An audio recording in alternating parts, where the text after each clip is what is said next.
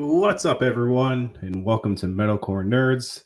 I am Sean, your host, and with me, my co-host for this whole series of the Falcon the Winter Soldier, Billy Sweet. What's up, my man? What's up, dude? Just hanging out, Nice. Dude. Monday back from vacation, not recovering, just trying to get back into the flow. I guess. Yeah, right. It's weird. It's weird, but it's good. How was the last few weeks for you? The last few weeks were good. I did not go to Disney World with you, but I can imagine just that trip is exhausting, man. I went to Disney World in December, and I went there for 5 days, and it was awesome. But also, my feet, I wanted to chop them off because they just hurt so bad, but so much fun. But that's a real thing. Last couple of weeks were pretty good, just chilling, hanging out, doing shit, the huge. Hell yeah. That's awesome. I love to hear it. I'm sad our journey together is coming to an end. I know, dude. Seriously, this is like when I woke up today, I'm like, oh man, this is the last time. Well, not forever, but this is the last time I'm going to be on the podcast for God knows how long. I'm really sorry. This is gonna be like so unprofessional, and people in the stream are gonna be like, dude, fuck this guy. But I ordered food and it's hella late, so. Possibly during the podcast, I'm going to get a sandwich delivered to my house. Just saying, sorry. I mean, it happens. That's the life of a live streaming podcast. It just happens. It just happens. I was hoping that I was going to be here before and I was going to be ready to go, but nope. DoorDash is like, oh, it's the, shit happens. I guess. Yeah. It's understandable. So if you are new to Metalcore Nerds, thank you for checking this out. If you're watching it live or if you're watching the replay or listening to the replay on audio, that is awesome. If you are new, please subscribe whatever media you are watching. If it's Apple Podcasts, if it's Spotify, if it's YouTube, hit the subscribe button. That helps a lot more than you think. And it's free. It's easy to do. You just hit a button and that's it. It's easy. It takes 2 seconds. If you aren't new and you keep coming back, awesome. You're just as important as new people coming in. I've had a lot of really cool feedback from this after show, especially that has been really, really cool for me. When people reach out and hit me up and they're like, yo, I just started listening to your podcast. It's awesome. I love hearing you recap the episodes and stuff like that. One of my best friends, John, since he started the whole work from home thing, he kind of has fell off the podcast, which is understandable because he works from home. There's not driving places, he doesn't have to drive to work and everything like that. And he works sales, so he's on the phone all day. But he hit me up and he listens to the Bill Simmons podcast network, and I guess they started a nerd podcast. Oh, and really? They've been kind of doing a similar MCU after show kind of thing. And he's like, yeah, dude, I checked out one of the Falcon Winter Soldier after shows, and yours is way better than theirs is, and theirs it's obviously on a massive podcast network. And I was like, what? And I was like, that's awesome. Crazy. I was like, that made my day, because he doesn't need to say that, and he wouldn't say it unless he was being honest. So I was like, dude, that's crazy. Thank you. So if any of you people are enjoying it, hit me up, post about it, tell your friends, because that's how people find out about anything. It's like how people find out about bands, how people find out about everything nowadays. So if you listen to the podcast and you like it, just share it on social media. Say oh, I love this podcast. You like pop culture, you like nerd stuff, they cover it all. Dude, I've gotten a couple messages myself just from sharing your stories and all that type of stuff, and I've had a couple people that like pop culture stuff say the same thing. They're like, dude, this podcast that you've been featured on is really, really cool. I don't know if they're a part of the group, but I do have a few friends that are a part of the group that have recently joined that are absolutely loving it. And dude, you've started something great, and I'm thankful for this experience, for being on the show, and for this even existing. It's fucking great, because literally I am one of many nerds in the metalcore scene that feels like there aren't a lot of us out there, but there are tons. And to have something and to have something like this is really, really cool. So I got to give my hat off to you, Sean, for starting Thank you so much. this. Hey, yeah, no problem, dude. Yeah, that's very nice, and I love having guests on there. Like, oh man, I'm so honored to be on it, because it's like this is not a crazy big podcast, but I love the community it's built already in just a year. It's super. The group is awesome. I love the group. It's ridiculous. Yeah. It to me is just like, I don't know. Whenever I said this in our first meeting, but like, as stupid as it's gonna sound, it feels almost like an honor for somebody, like, because I've been a part of the group for a while, probably since like, I don't know, maybe the beginning of this year, sometime at the end of last year, and I love it so much that I was like, I really hope one day I can be a part of this in some way, as even if I just am posting and interacting in the group and I get like a comment back from you or from somebody else in the group and we just discuss things.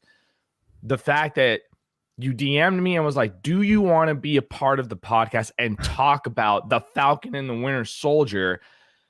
And as I had said before, Bucky Barnes is one of my favorite characters in the MCU. And the fact that I got to talk about him with you for 6 weeks, bro, it was just it's just really fucking cool, man. It's really, really cool, because like, if you were to be like, hey, do you want to talk about this and that, I'd be like, fuck yeah, of course I would. But the fact that it's this show in particular, I was like, dude, yes, dude. I was just very, very excited. So again, thank you for having me these past 6 weeks, dude. Yeah. Of course, it's been a fucking blast. And speaking of the group, if you are not a part of the group and you are listening or watching this, you can request to be in it. You just search Metalcore Nerds Facebook group. All of the nerd news is shared in there. A bunch of rumors, a lot of memes. I talk about it every episode. It's tons of memes, mostly memes, but all the new nerd news and trailers and everything like that, they get posted as soon as they come out by someone. If it's not me, it's someone else has it covered easily. So it's really cool. You know, if you don't obsessively follow all these nerd sites like I do, it's a good way to stay in touch with not having to follow those and just being in a group in Facebook, and you get, oh, someone posted in the group, it must be something new. Or and if it's not something new, at least you get a funny meme, I guess. Yeah, definitely. And also, like, there's good discussions too. Like my homie Pierce, who is newly to the group, you know, he posts a lot of questions. Like the other day, he posted like, is Dark Phoenix really that bad of a movie? And then there was a big long discussion thread about it. And I think things like that are what's important. You know what I mean? Like just having talks with people about fellow nerd culture shit. It's great. It's so much fun, dude. It's so much fun. Yeah, I mean, that's pretty much why I started this podcast. Was that reason? And I will like to point out, my comment might be the funniest comment of that whole thing, because if you have listened to this podcast or you know me at all, I like pretty much everything for the most part, or I find some value in it or some entertainment in it. But that movie, did not like. So my comment was, I like everything and I did not like this movie. And everyone's like, holy fuck, this movie must be pretty bad then. I was like, that's the same with me, dude. Like I pretty much like almost every movie I watch. There are 3 movies within like the nerd culture realm that I think are absolutely horrible. And I'll name those 3 movies. Oh, right I have a good number.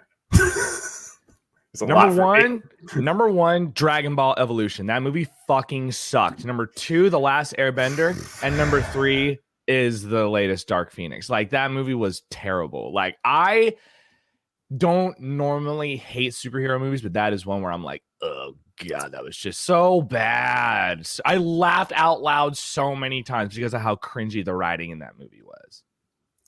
I will say, Dark Phoenix is not the worst X-Men movie.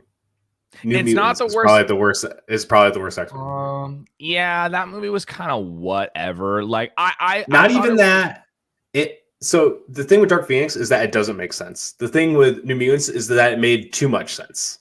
It was just like it was honestly like a made-for-TV X-Men movie, because you could have watched the trailer and guess the entire, and the trailer didn't even give everything away. But if you were like, hey, watch this trailer and tell me how you think it's going to go, that's, if you haven't seen it, that's probably how the movie goes.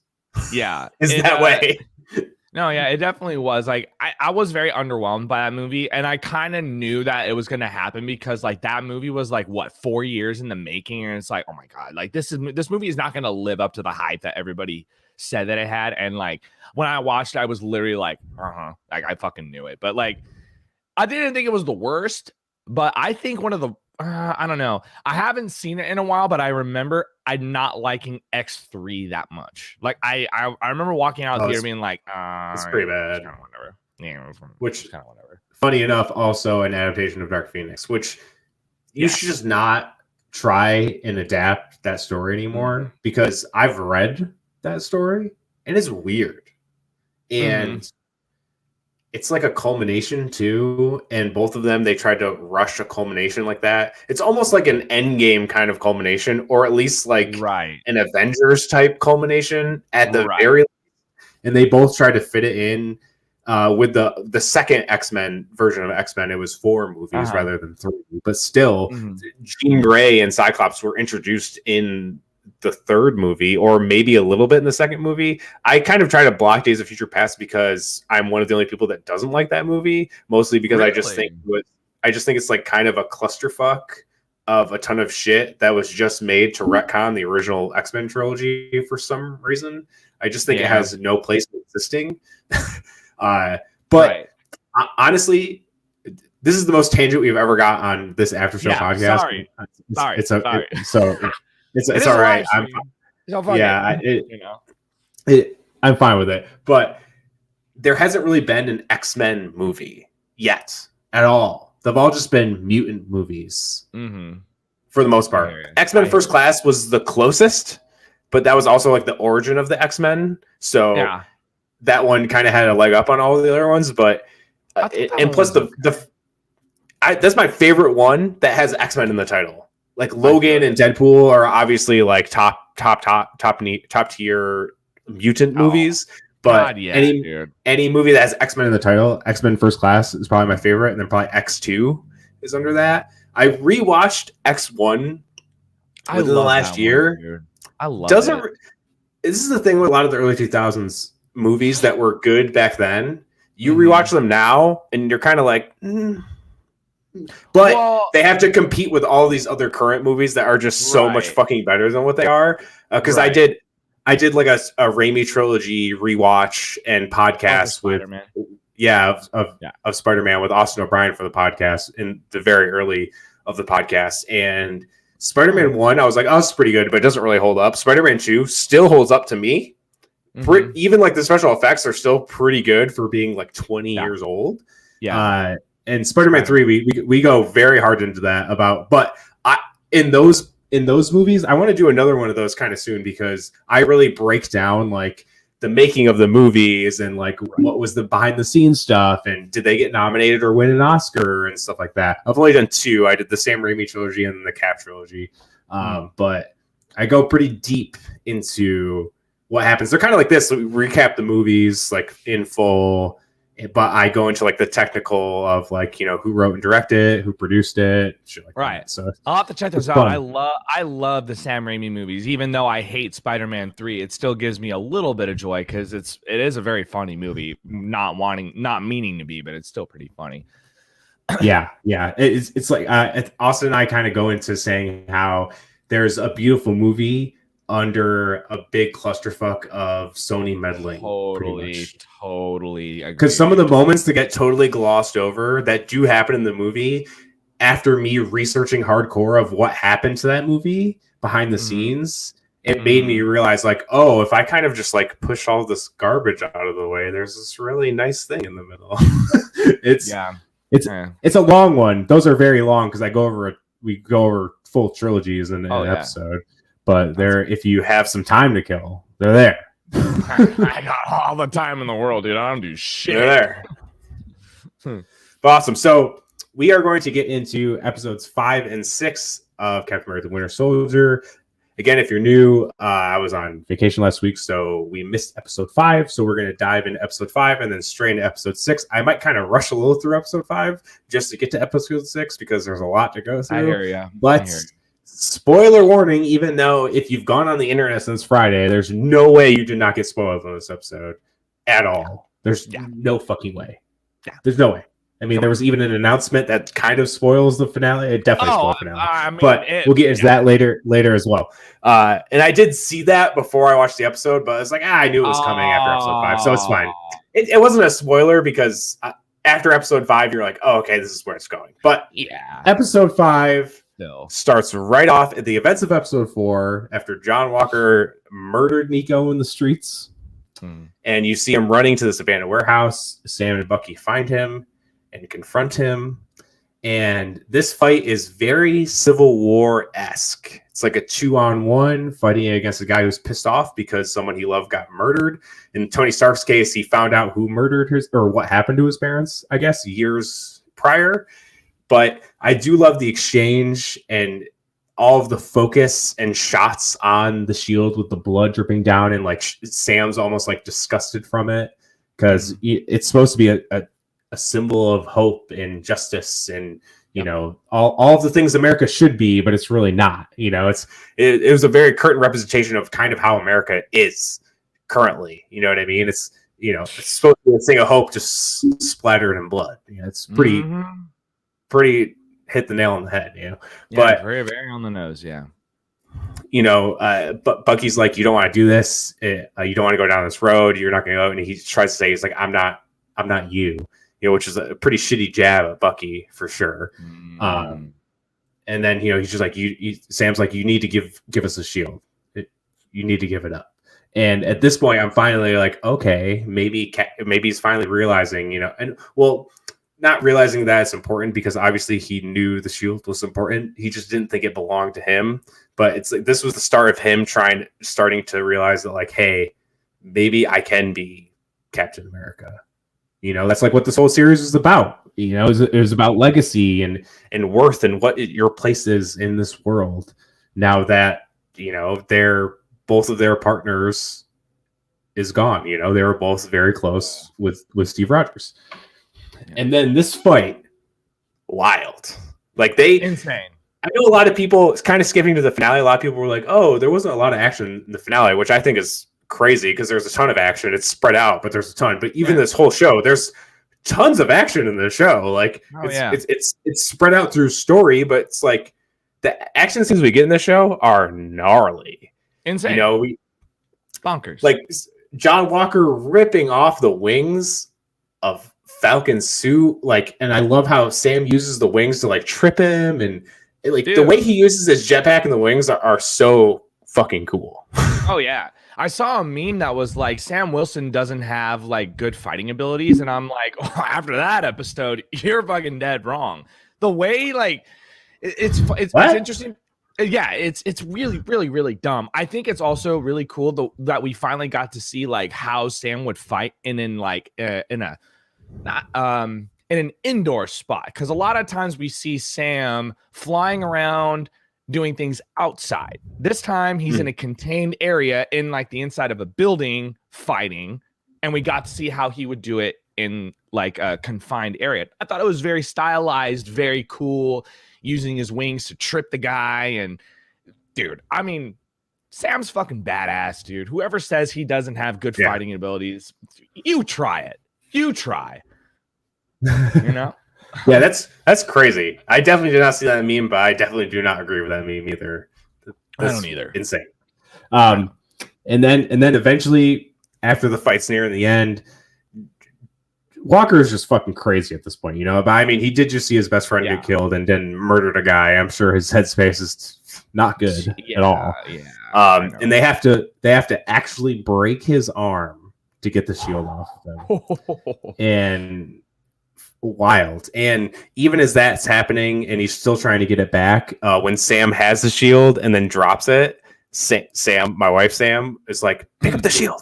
And I was just like, it was like, it just kind of goes into like how tense this show has been at times. Totally. it really did a really good job of hitting like emotional beats, tense beats, and then funny beats, all at the same time while not devaluing either of them, which I thought was very, very cool. And and then I love how Bucky picks it up and then drops the shield in front of Sam, kind of like how Steve dropped it in front of Tony. It was kind of like again, this thing was very Civil War, and even the Civil War theme played during this in that fight scene with Steve, Bucky, and Tony. The same theme played in this, which again, it was the same composer as Winter Soldier, Civil War, so that makes sense. And we've talked about this numerous times that this pretty much is a sequel to that trilogy. Totally, it goes right from everything that happened then. Obviously, the implications of Endgame were very heavy on this as well. But also, happy 2-year anniversary to Endgame. It's crazy that's been 2 years. Woo. I know, dude. Weird. So wild. That's so weird. And started this whole journey of how Sam got the shield. Absolutely. I do love, before we close out this section, and if you have any more thoughts on this, when Bucky and Sam are back with Torres, I love that Torres says, "Oh, hey, your sleeve grew back to Bucky after he ripped off the sleeve of the jacket before he jumped out of the plane like an idiot." And then he goes, "Hey, what about your wings?" And Sam says, "Keep them," which I think is setting up him becoming Falcon in the future. Yeah. Oh, like he was in the comics. Okay. I didn't know that. Thoughts on the entire episode or just a certain section? That section. That beginning section. Yeah. Oh, well, just the whole line, yeah. So my favorite line in the fight between John Walker, Bucky, and Sam is when when John Walker is like looking around, looks at the shield, looks back up at Bucky and Sam and goes, "You guys don't want to do this." And Bucky goes, "Yeah, we do." Yeah, we do. That was my favorite. I was like, "Oh shit. Like it's going down, son." And they just, that was so sick. I love that. I loved that. For a second, I think Sam looks at him and goes, awesome. "We? What do you mean we?" You know what I mean? But I was like, "Oh my God, that was fucking sick." That just got my blood pumping. I was like, "Let's go, dude." And that fight was just so fucking sick, dude. So fucking sick. It was awesome. It was very, very, very good. And that closes out, and we go right into a court hearing with John Walker. And surprisingly, the government stripped John Walker of his Captain America title. I was very, very shocked. I kind of thought they were going to do a thing where they were... But it made sense with the story. Right. 100%. But I definitely thought they were going to let him slide. Yeah, totally. I mean, like, we've seen how many times in real life that somebody in a position of power does something horrific and they don't get held accountable for it. We can go and like, that's a whole separate thing. But in real life, in America, we see it happen all the time.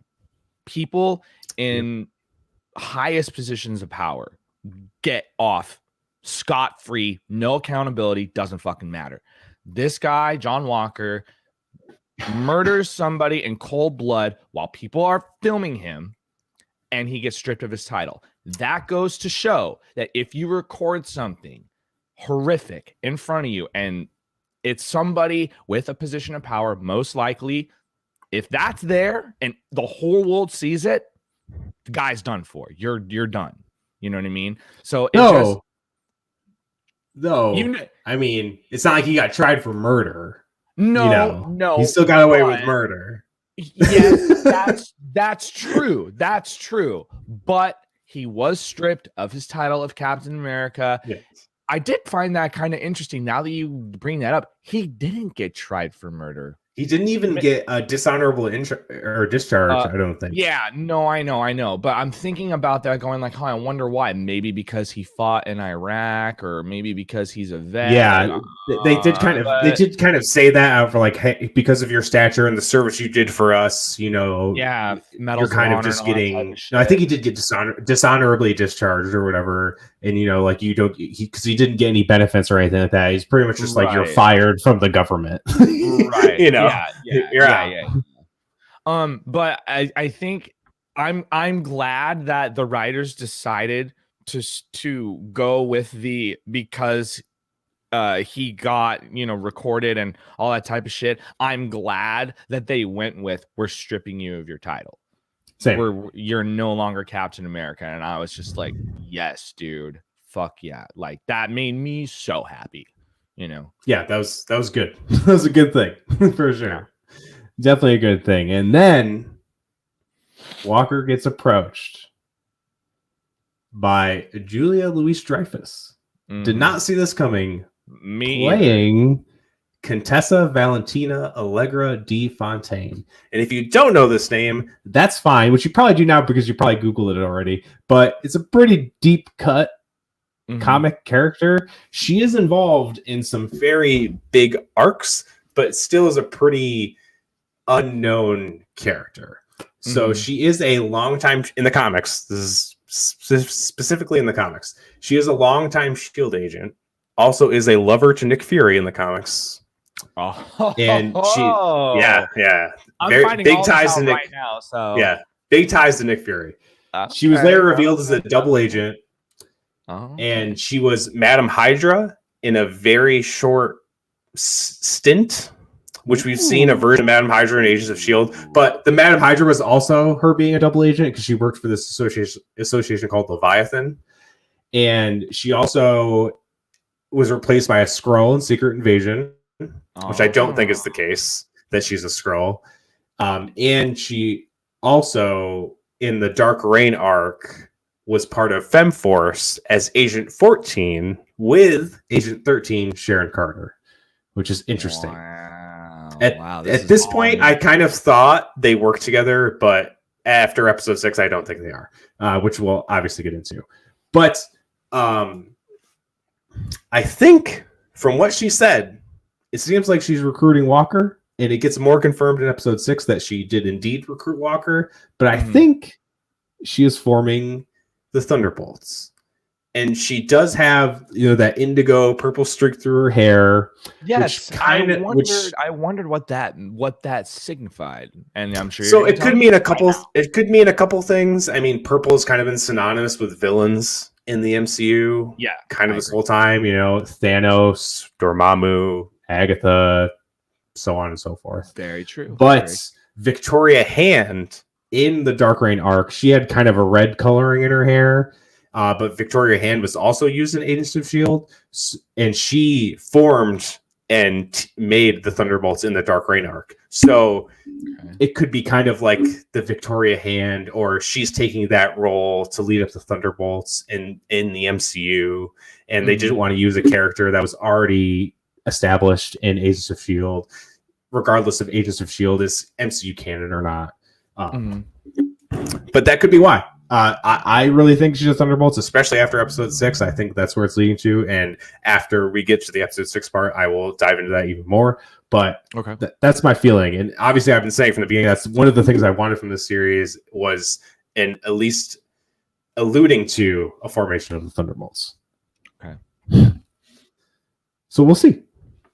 We'll see. After that, we get to Zemo at the Sokovian Memorial, and Bucky approaches them and kind of looks like he's going to shoot him, but pulls the trigger. There's nothing in the chamber, and he drops all the bullets in front of him, which I did see it wasn't really like a meme, it was more of a collage kind of thing, but it was both shots of him from Civil War with Black Panther choking him, and then Bucky with the gun.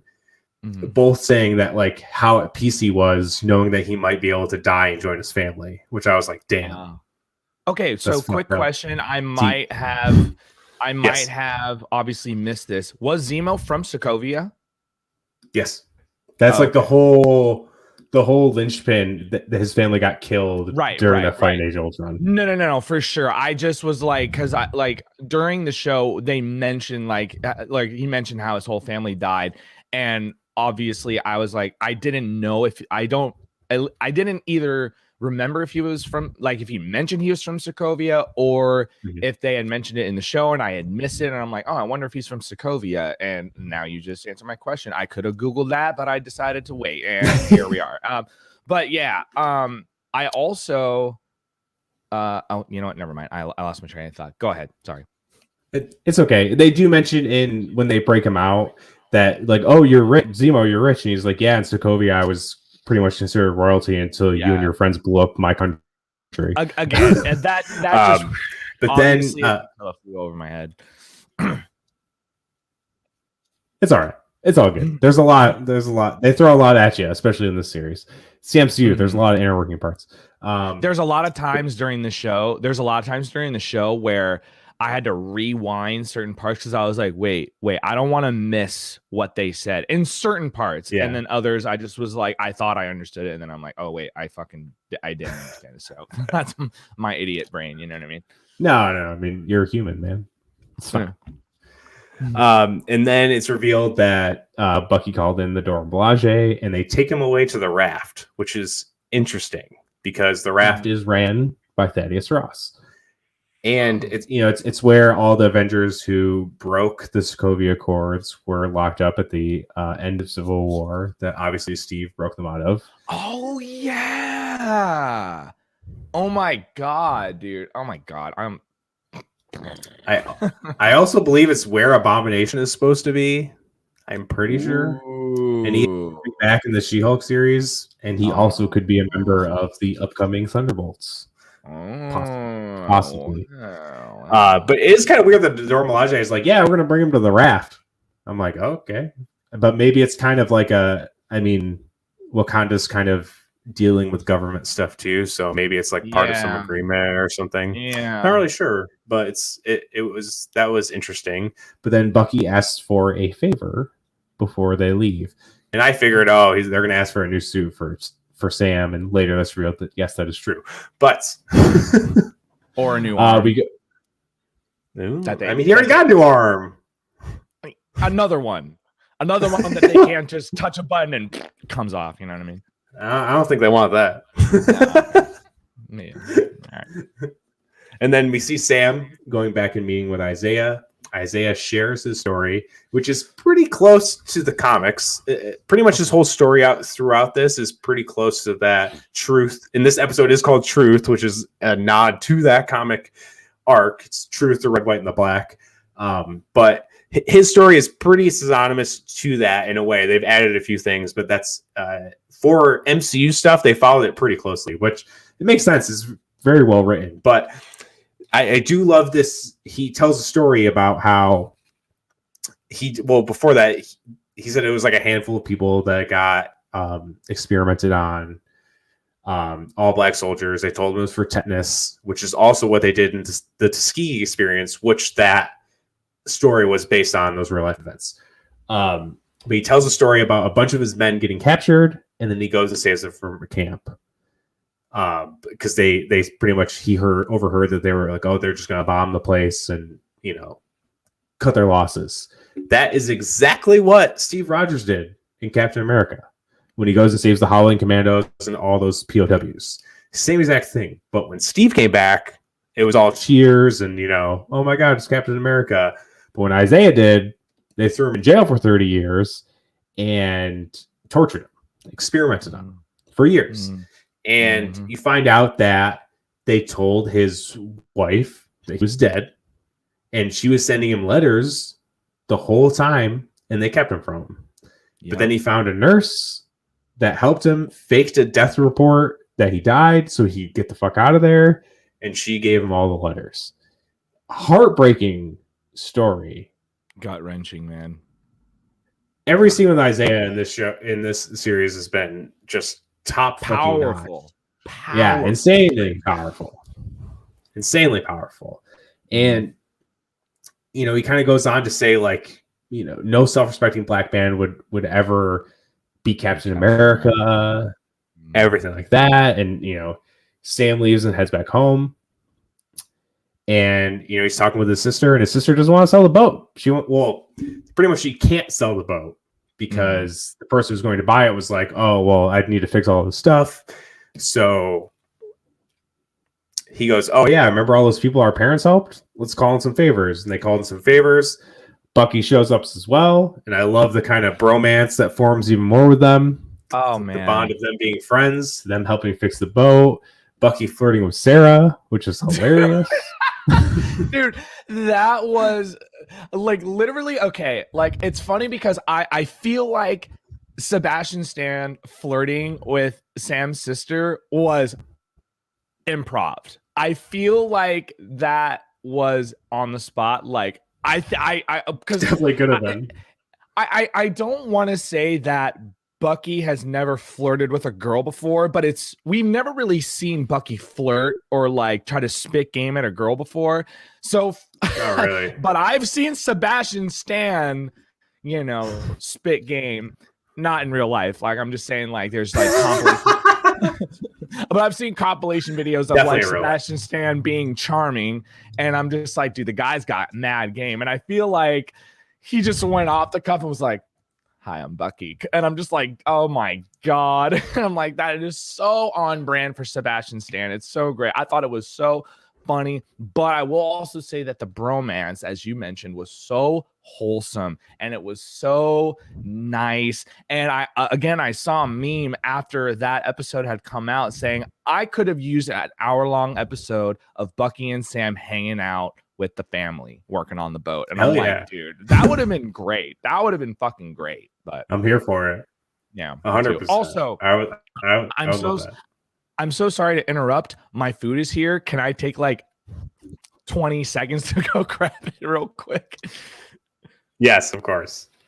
Okay, I'm so sorry. I'm so sorry. You're fine. Get your food, man.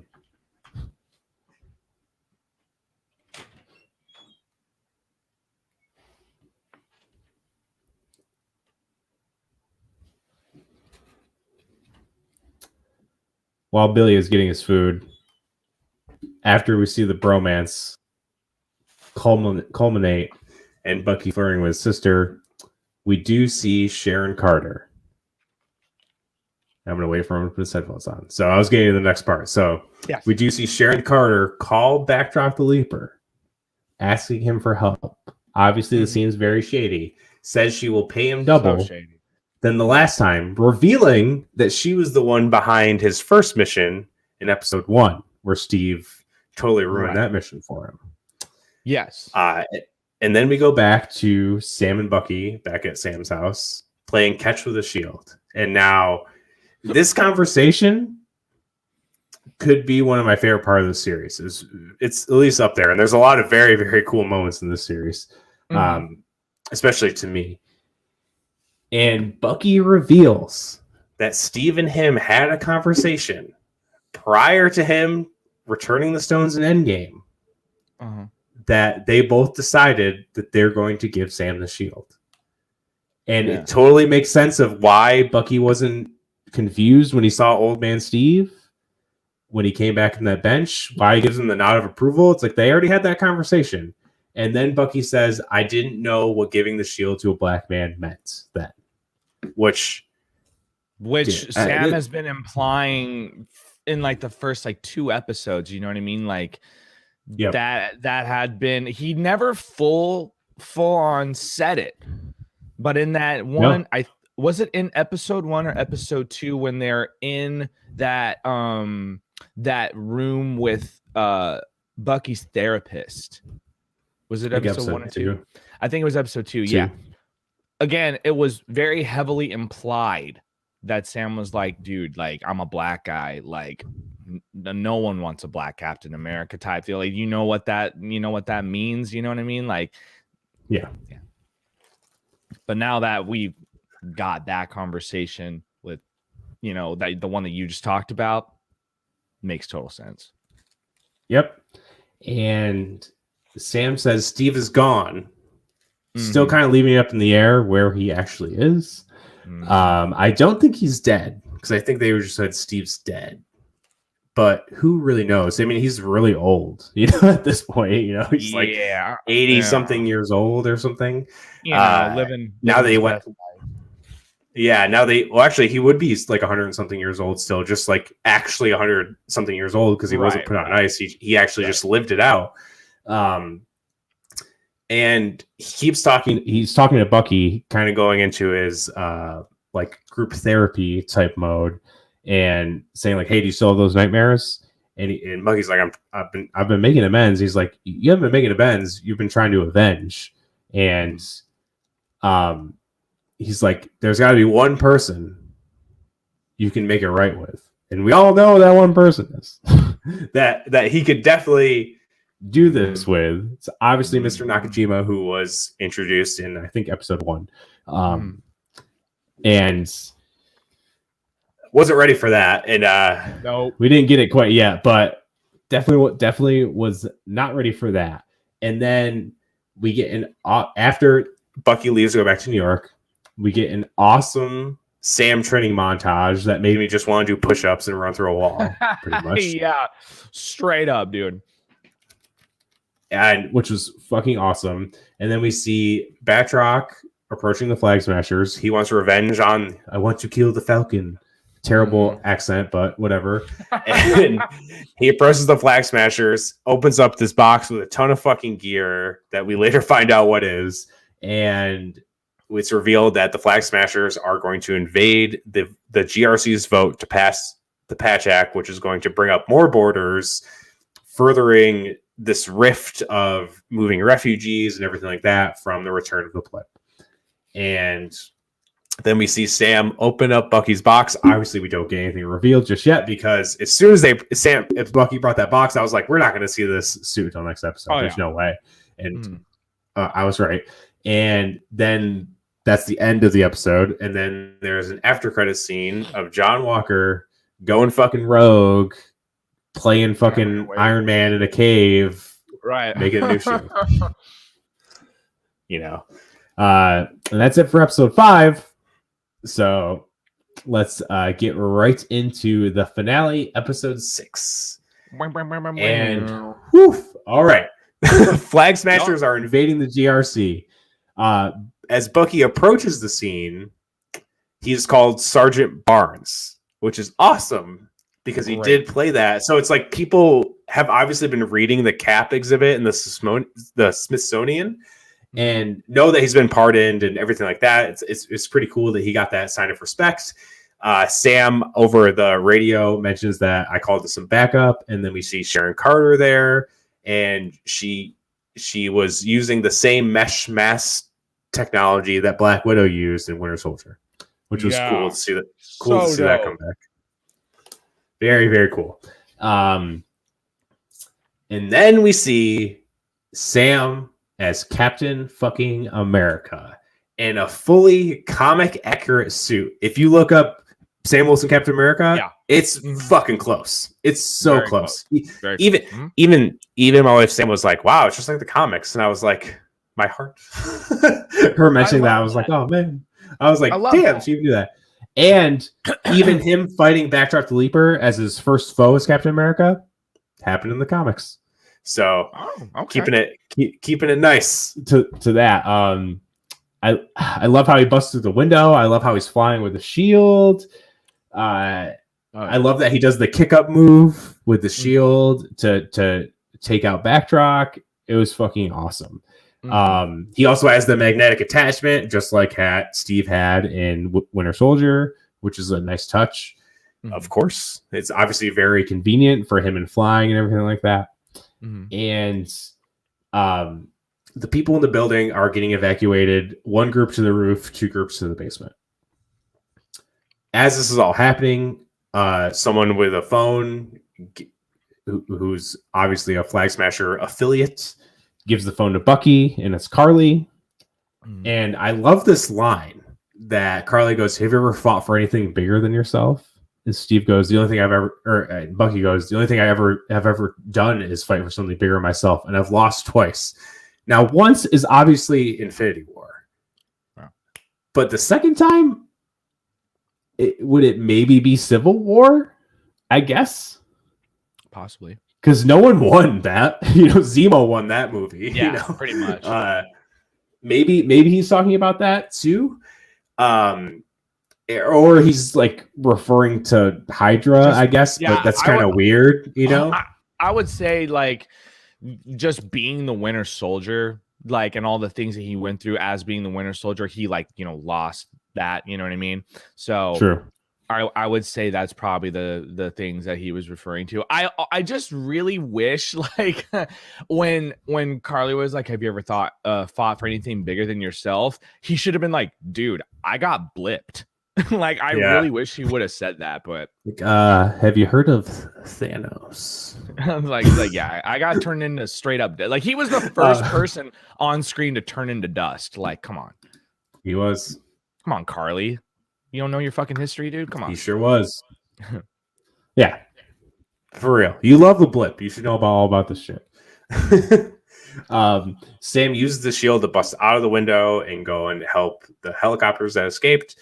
And he uses Red Wing to identify anyone in the helicopter if they can fly, because obviously he knows that one of the Flag Smashers is piloting the plane, which is very cool. I love the flying scenes were done so well. It almost felt like I was in like a Spider-Man movie in a way. That's what I felt like too. Yeah. You know, I can't wait to see them team up again eventually. That'll be awesome. Oh god, that's gonna be there was actually a panel I retweeted on Twitter of them having an exchange.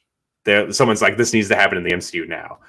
So if you have Twitter and you follow me on Twitter, go check it out because it's hilarious. And I can see it happening, especially with Tom Holland and Anthony Mackie saying it to each other, something similar. Dude. I can totally see it happening. It's hilarious. Did you ever see the I think it was a Comic-Con panel where I think I know where you're going. Where Anthony Mackie is like, oh, I haven't seen Spider-Man Homecoming. And Tom Holland's like, you've never seen Spider-Man Homecoming? Oh, that's okay. I've never seen the Falcon movie. Oh, wait, there isn't one. And like that one. And he has the last laugh now. He has the last laugh. Now he has a whole series, a whole television series. But I would love to see Spider-Man, Falcon, or Captain America and the Winter Soldier, like they're not rivalry, but they're like that battle in Civil War. Not even fight. I'm talking like just the way their banter, like they're always just talking smack to each other, but it's like out of like love. I'm talking about Anthony Mackie. Oh, like outside. Yeah. Like in real life, their banter, like talking shit to each other back and forth, all out of love. Like it's so fucking funny. I would love to see those three in a movie or a show or whatever. Like I would love that.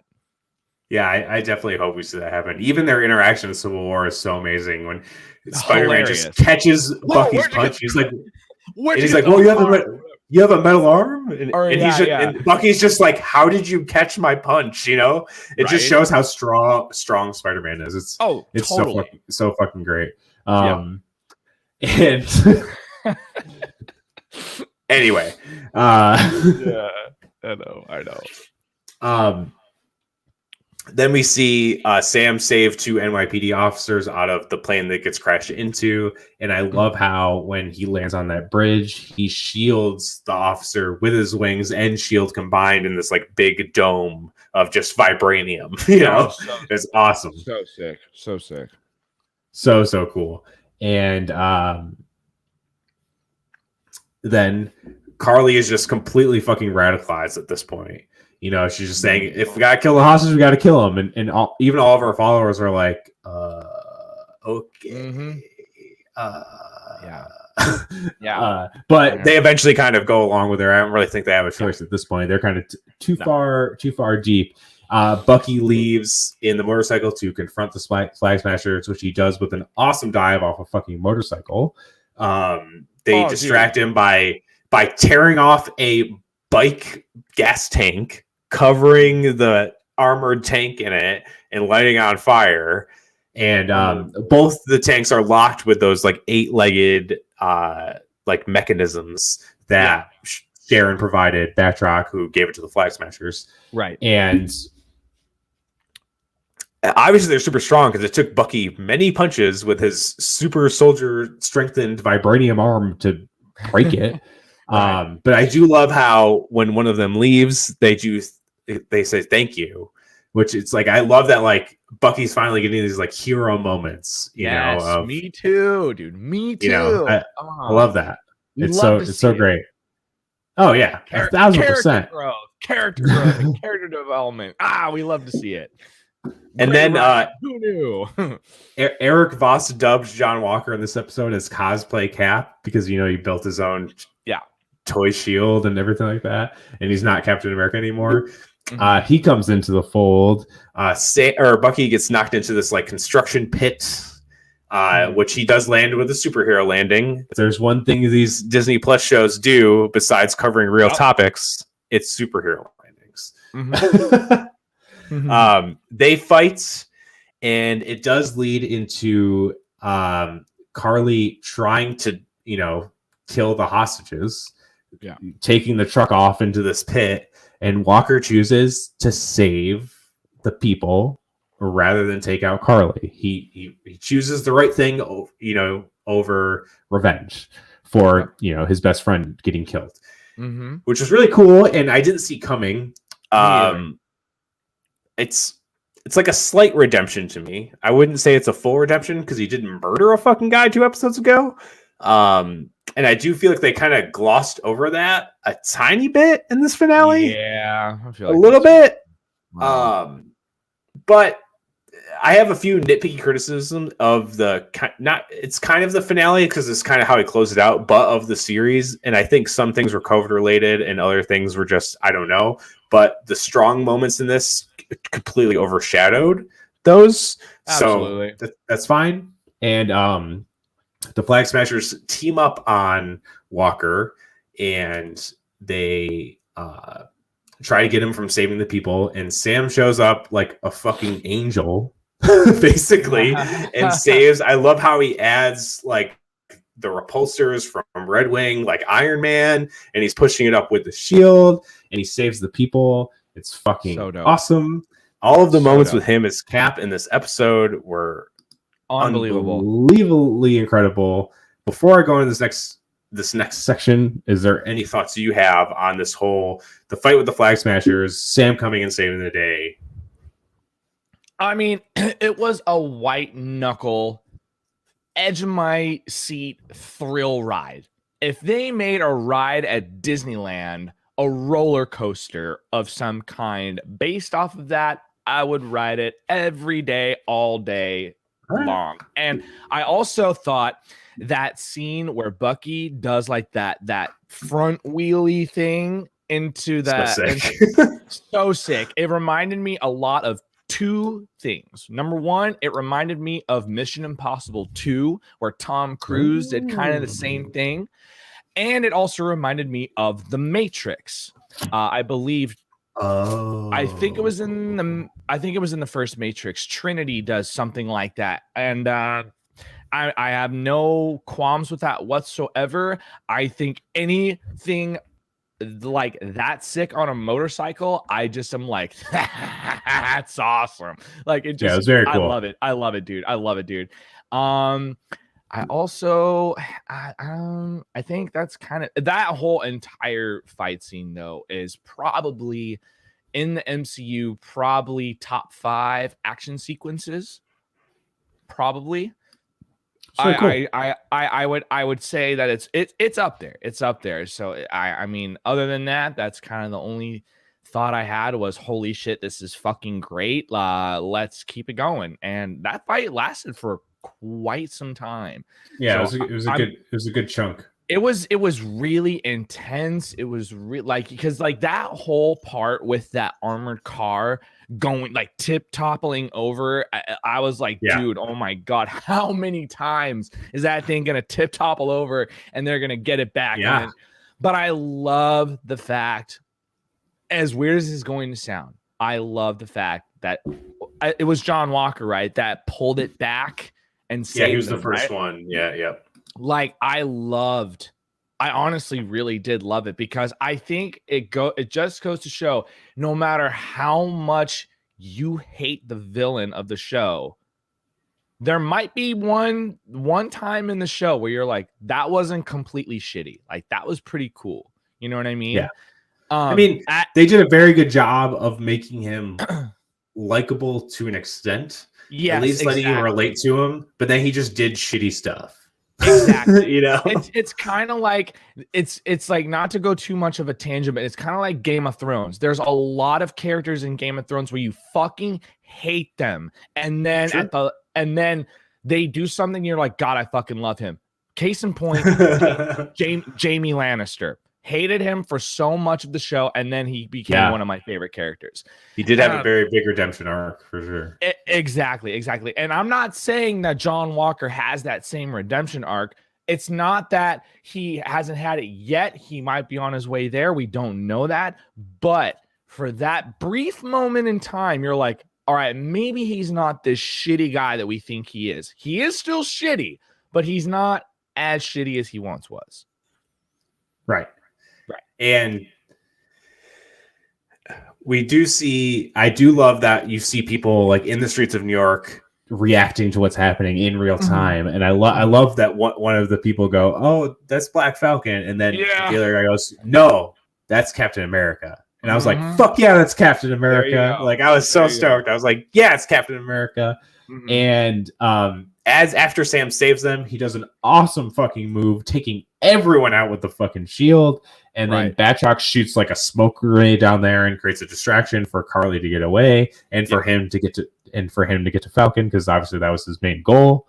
And then we get to the part where I'm gonna take the big old L on this one, because I was wrong, and I'm going to say, when this happened, I was fucking pissed. Not because I was wrong, but because I explained before, I thought it was fucking stupid.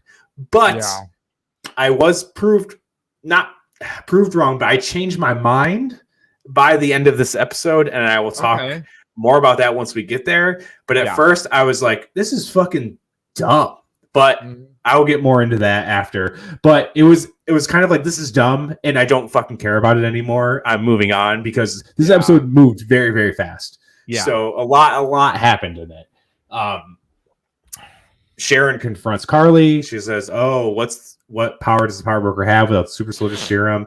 She says, a lot more than you. Batroc comes in and goes, oh, you're the Powerbroker. Well, you're going to pay me 4 times as much, or I'm going to tell everyone who you are. And that's why some people, it's like, she didn't really confirm vocally that she was the Powerbroker, but she does kill Batroc, which the guy just, threatened to reveal her identity, and he killed her. So kind of cements it there. And then she gets shot after she shoots Batroc, Carly shoots Sharon, and then Sam comes in and sees that she's holding the gun to Sharon. Obviously, Sam is oblivious to what Sharon's actual motives are, and he just sees the scene, and he's like, whoa, what the fuck's going on here? And he has a fight with Carly. It's not really a fight. He's more defending himself. Again, this is kind of echoing another Cat movie. It's kind of like Winter Soldier with his Steve's last confrontation with Bucky, where he's like, he doesn't want to fight him. Because again, Sam gets where Carly is coming from. Her ideals and what she wants are right. Just the way she's carrying out things are wrong. She became too radicalized. And even her actions were kind of making things worse. She did that whole crazy scene, and they're like, oh, we're doing the Patch Act. We're going to bring up more fucking borders because of this group, So, and then she had to go and do another terrorist kind of invasion to kind of undo that, She became a rippling effect of bad shit. Right. And they have an awesome fight, and then he drops the shield, and she holds the gun up, and then Sharon kills her. Kind of looking like, oh, I saved the day, but really she's trying to hide her identity to Sam. Yeah, oh yeah. Of course. Which, in a way, I'm kind of like, Sam has all this crazy technology, and he didn't somehow overhear the conversation of them talking and realizing that she was the Powerbroker. But again, that's a pretty nitpicky thing. Well, maybe they have the technology to block it, so he couldn't hear it. I mean, maybe. I don't think you're fucking with the Wakandan technology. I guess another thing one thing I did overlook, and Tyler Small, who was the host of the WandaVision show with me. Oh my god! I know where you're going with this. Yeah, he brought up a post, and Eric Foster New Rockstars also went into this. I don't know if I fully subscribe to this theory, but it is an interesting enough to bring up. So the smoke bomb they use in the beginning has like a green glow.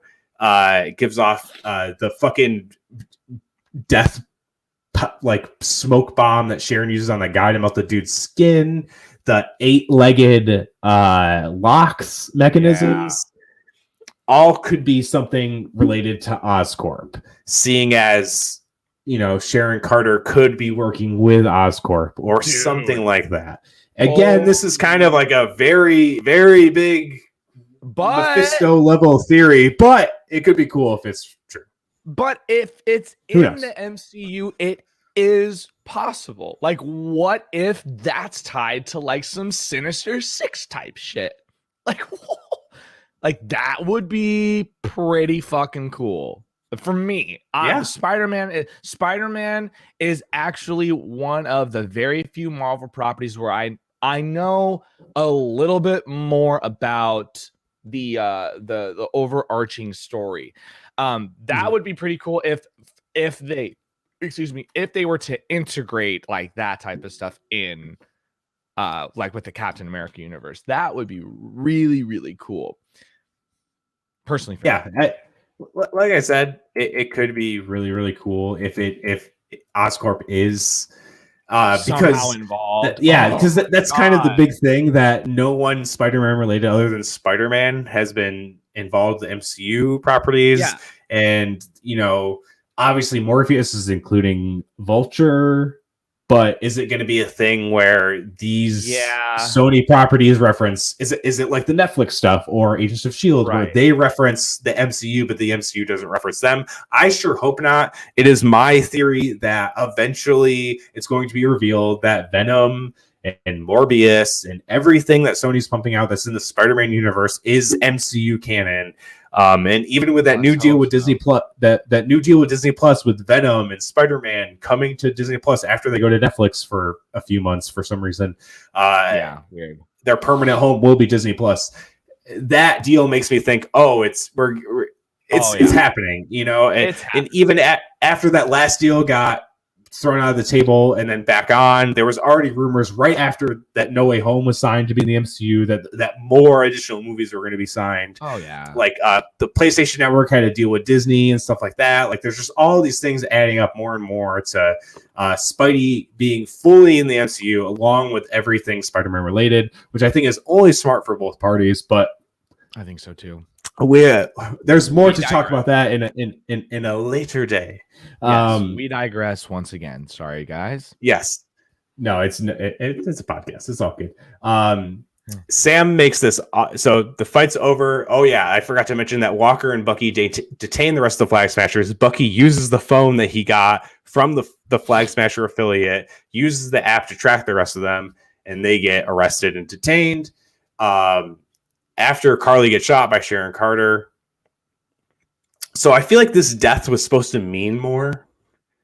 And we've talked about this in previous episodes that maybe the rewrites and reshoots that had to happen because of COVID, there was reportedly a virus storyline that obviously got nixed because that would have been terrible. And that was kind of dealing with the Flag Smashers, and the Mama Donia stuff kind of got a back seat. She was really barely there, and some of the stuff kind of seemed like weird exposition that kind of got glossed over, which was, again, probably because of the pandemic. That this death was supposed to be more of like a kind of impactful kind of martyr type death. It did not hit that way for me. I was kind of like, it sucks she died, but like she was ready to kill Sam. Like she was gone. She was too far gone. Not that I wanted her dead, but at the same time, I'm not like, oh my God, she's dead. You know, she could have been redeemed though. She definitely. Oh yeah, for sure. Like if they were to, like, she was kind of like Kylo Ren in Star Wars. Like we all wanted him to have an overarching redemption, which we got. But with Carly, it was kind of the same thing. It's like she's not like, yes, she's a horrible like villain in the show, but you somehow were able to empathize with her, and that is great writing. You understood her. Yeah, you understood where she came from. You didn't like how she did the things that she did, but you were able to empathize with her and see her point of view, and you were able to kind of get on board with it. So I think that if they were to not have killed her, if they were to have given her some type of redemption arc, I wouldn't have been mad about that. But to your point, it did feel like to me that with the rewrites and all the stuff that you're talking about, it did also feel to me like her death was a little bit more dramatic than it should have been. Not to say that it still wasn't like kind of like a dramatic moment. It was, but I felt like it was a little bit more than it should have been. And honestly, I was half on this is a little too over dramatic, and the other half of me was like, they're kind of just like also kind of glossing over the fact that she just got shot. Like it didn't feel like this was warranted almost. But yeah, because like again, I feel like there totally could have been a redemption for her as well. Like if she were to have completely switched sides and joined with Sam and Bucky and all of them, I wouldn't have been mad with that either, you know. Yeah, because it was even like the Walker stuff that we kind of talked about, how kind of got sped up an acceleration of redeemed, because he was just like right along helping Bucky, you know what I mean? Like right at the end, which made you like him more in a way, but at the same time, you're kind of like, well, you just killed a guy 2 episodes ago, like a few days ago, pretty much. Right. Like what I liked when like when Bucky and Walker were like, you know, running around together, I liked how Walker was following Bucky and he wasn't trying to take charge. There was one part where like Walker found another route and then Bucky kind of looked behind. He's like, oh shit, he's going the other way. And he went along with him.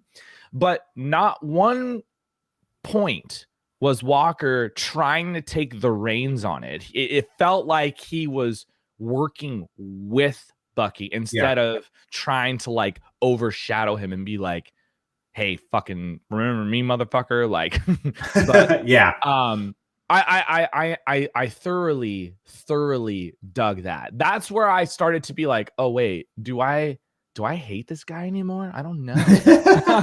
But because like, you know, like it's one of those things where Walker could have worked with him and then at the last moment flip the script again. He could have. Yeah, it's at the same time, he kind of did want to work with them this whole time. You know what I mean? Like in episode 2, he's like, let's work together. True. Yeah, that is true. That is true. His heart was in the right place. I just think, and I kind of miss this part of like the hearing of, you know, he was saying like, you made me to the government. Like, you created this. Yeah, which is true. You know, like it's kind of not kind of, it is very real. Like that's what the military does. They create to make you like programmed soldiers basically. Right. And so yeah, at the same time, I never really hated him. I just hated some of his actions, you know. Yeah, I hated his ego. That's what I hated. Yeah. He like, you know, he demanded respect just because he was Captain America. And sure. I think like obviously Steve never demanded respect because he was Captain America. He was just Captain America. He's just like, dude, I'm a guy. I'm doing my duty. This is what I'm supposed to do. John Walker felt, well, I think he felt pressure to be as good as Steve Rogers, 100%. Obviously, and nobody is ever going to live up to Steve Rogers. Nobody ever will. And well, except for Sam. But John was like feeling so much pressure to be Captain America, to be this American hero that can do no wrong, and he's perfect and he's optimistic, This dude had flaws. This guy, and I think that just his ego got the best of him because he's like, I'm fucking Captain America. I can do whatever I want, and everyone's gonna love me. It's not a big deal. And then obviously, you know, we saw the repercussions of what can happen when you have the ego, when you take the super soldier serum, you know, like Lamar said. I forget exactly what he said, so I'm paraphrasing here, but it takes who you are and amplifies it, you know. So obviously, with how John Walker was probably feeling at the time with this amount of pressure, and you know, that just amplified into him being I guess a super killer, not a super killer, but you know, it just made him evil. And so the fact that he went from that to then kind of not being that, it was kind of like I don't want to say that it was rushed. I don't want to say that was rushed, but it was kind of like, wait, this guy bludgeoned the head of a guy, and we saw all this blood on the shield, and we're all of a sudden supposed to just like kind of forgive that. But that's kind of like how I said, I was like, oh, Carly could have had a redemption story. It's kind of like, well, we could be. She did worse. She did worse than he did. Yeah, she did worse, but we can accept a redemption story for her, but maybe not for John Walker. Why is that? And I don't know. True. I don't know. It's kind of stupid to say that out loud. But it's like, why would we be okay? I don't know. That's just probably my own personal opinion. Probably everybody else is like, what the fuck? I would never like a redemption story for Carly. Like, I don't know. For me personally, I don't know about that. Maybe. I don't know. It seems like a lot of people just didn't give a fuck about the Flag Smashers at all in the show. No, totally, dude. There are a few people after the finale was over. I always watch this one guy. His name is Jeremy Johns. He's a movie reviewer. I don't know if you know who he is or not, but he's awesome. He does the really fast ones, right? They're really quick. He does a lot of jump cuts and stuff. So he was in the movie trivia Schmodown, which I've talked about a few times in the podcast, back in the years. He's awesome. He's great. He's my favorite YouTuber right now. He talked about every episode he did a breakdown as well, kind of like what we did, except condensed into 7 minutes and not 2 hours long.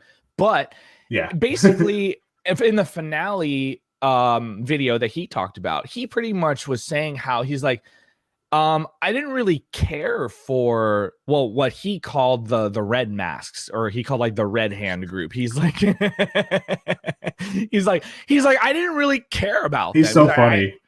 Dude, he's hilarious. But he was just pretty much saying how he's just like, yeah, the show was good, but I didn't really give a shit about them. And I'm not sure if he's the only person. I don't think he's the only person to think that, but I can understand how other people would not give that much of a shit about the Flag Smashers. I mean, I thought they were a pretty good villain for this show. I thought, you know, as a villainous group as a whole, I thought they were pretty good.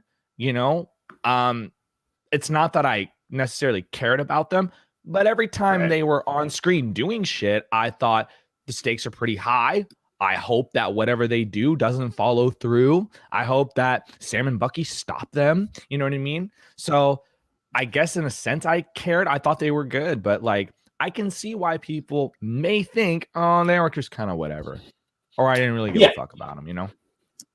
For sure. Yeah. It's, you know, like I said, the death didn't really hit for me, I think, the way it was supposed to. I agree. And then we get Sam holding Carly's body, coming into the fold of New York, looking like it's kind of like another angelic shot. You know what I mean? Him just like floating down. And then he has this speech with the GRC and like that one senator who, you know, made John Walker Captain America and everything like that. Which was very, very powerful speech, very Captain America speech. This whole kind of interaction felt like very much like a comic book interaction, which is very, very cool. He said things like, we finally have a common struggle now. Now even you guys know what it's like to struggle. He tries to say, you just don't understand. And he goes, I'm a black man wearing the Stars and Stripes. What don't I understand? Oh my And he God, says, dude. I don't have super soldier serum. The only power I have is knowing that we can do better.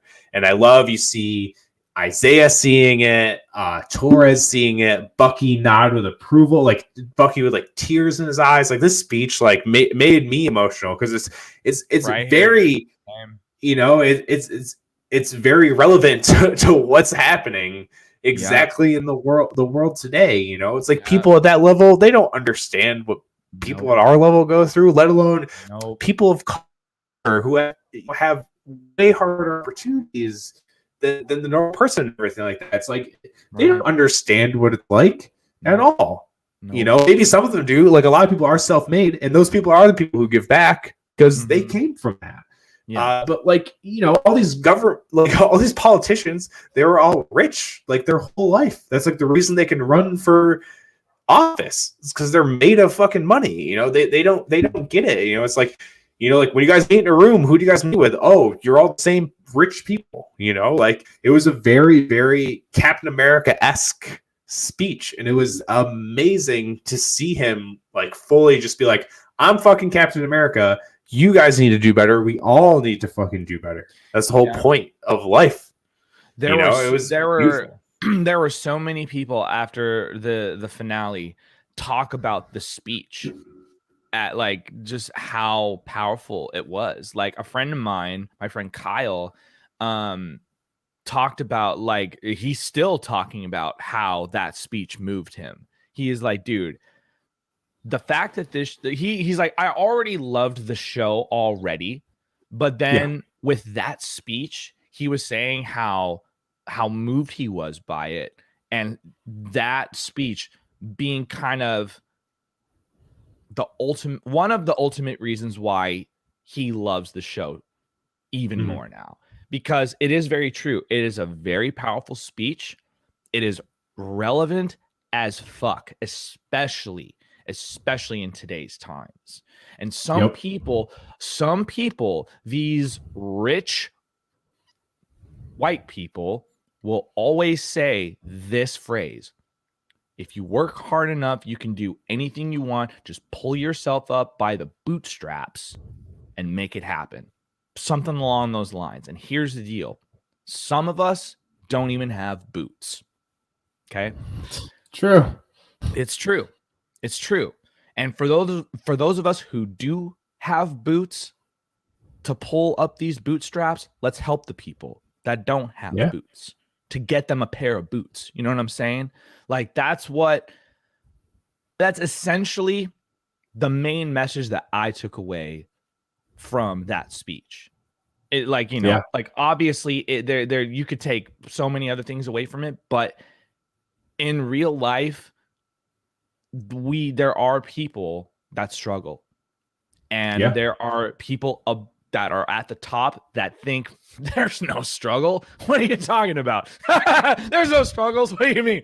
No, there's fucking struggles, and those people need to acknowledge it, and they need to help. And I think that what Sam said in that speech was just it was perfect. It was absolutely perfect. I completely agree. And moving on to a not so honorable, amazing moment, we see the rest of the Flag Smashers get moved into a transport vehicle with the officer saying "One world, one people," which was their motto. And at this point, I was like, "Oh shit, they're gonna live on like sick." And then we see Zemo's butler, and boom, dead, all dead. Okay. And I was wondering who that was. I was wondering who the guy in the car was. I didn't know that was Zemo's butler, but okay. Yeah. Did we see him before? Yeah, on the plane. Oh yeah. Okay. See, small. He wasn't in it. He wasn't in it. He wasn't in it a lot. And even some like the Real Rejects who I watch, they do the watch alongs of the shows, and they were like, "Who is that guy?" And they're like, after they do the watch along, they do like a short review, and they're like, "Oh, that was Zemo's butler." And I was like, me, who I obsessively watch these and you know, watch breakdowns and try to find all the Easter eggs and shit like that. Like, I remember that stuff because I'm a psychopath. So you're not the only one who was like, "Who the fuck's that old guy?" You know, so don't feel bad. Psychopath is such a strong word, but okay. Yeah. Yeah. And then we go back to Val. I'm just going to call her Val because she has fucking 6 names. Longest Talking with name. John Walker's husband. Well, before that, we see Zemo kind of being like, my work here is done today, and lays back in his bed in the raft again. He's wearing the same jumpsuit as the former Avengers were wearing in Captain America Civil War. Yep. I love consistency. And then he's like, it looks like our friend Zemo took care of the rest of the Flag Smashers. And she goes, well, I could have planned it better if I did it myself. Or did I? No, I didn't. Or did I? So it's like, obviously she's had contact with Zemo, which again, adding more to my Thunderbolts theory. All right, I'm gonna harp on this forever. So just deal with it, I guess. And if I get proven wrong, and they're like, dude, they just called them the Avengers or something. I'm sure. I mean, they could be called the Dark Avengers, but with DC coming out with Justice League Dark, and I don't know. I just don't see them doing Dark Avengers, in my opinion. But again, I've been wrong many times in these shows, so I could be proven wrong again. I think Thunderbolts would be a cooler. It's like a rebrand, right. Anyway, we see Walker come out in his suit, fully in black. Again, very comic accurate. And Val says things are going to get weirder out here, which I'm very curious to what she means by that. Yeah. And she says, we're not going to need a Captain America. We're going to need a U.S. agent. Boom, we got it. Very fucking awesome. The things being weird, I don't know if she kind of, because obviously she works for this like shadowy government type group, which we don't know.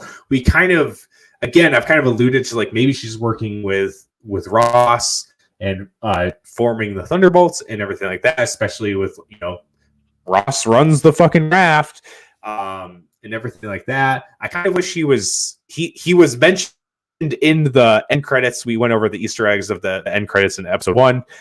He is mentioned in that with the Super Soldier program or the Metahuman program, one of the two.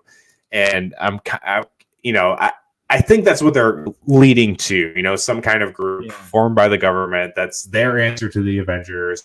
Right. And, it's probably going to have Zemo, U.S. agent, probably Abomination, could have Ghost from Ant-Man and the Wasp in it. She was in the Thunderbolts in the comics, so that could be a possibility. We could even see Agatha Harkness in the group, which would be pretty interesting if they did that. Shit, that would be wild. Hawkeye's Ronin is in the Thunderbolts in the comics, I believe, which would be kind of cool, but I don't know if they kind of do like a government mandated thing, but it kind of seems like he's kind of doing a passing of the torch in the Hawkeye series with Kate Bishop. So I guess we'll see. But those are a few of my guesses of kind of what's already in the MCU of who could be part of this Thunderbolts group. So it's exciting. I'm excited. Me too. I love seeing like Walker like pumped. He's like, I'm back, baby, I'm back. It's like, did you like him more? You're like, okay. You killed the guy a little while ago. Whatever, man. You're cool.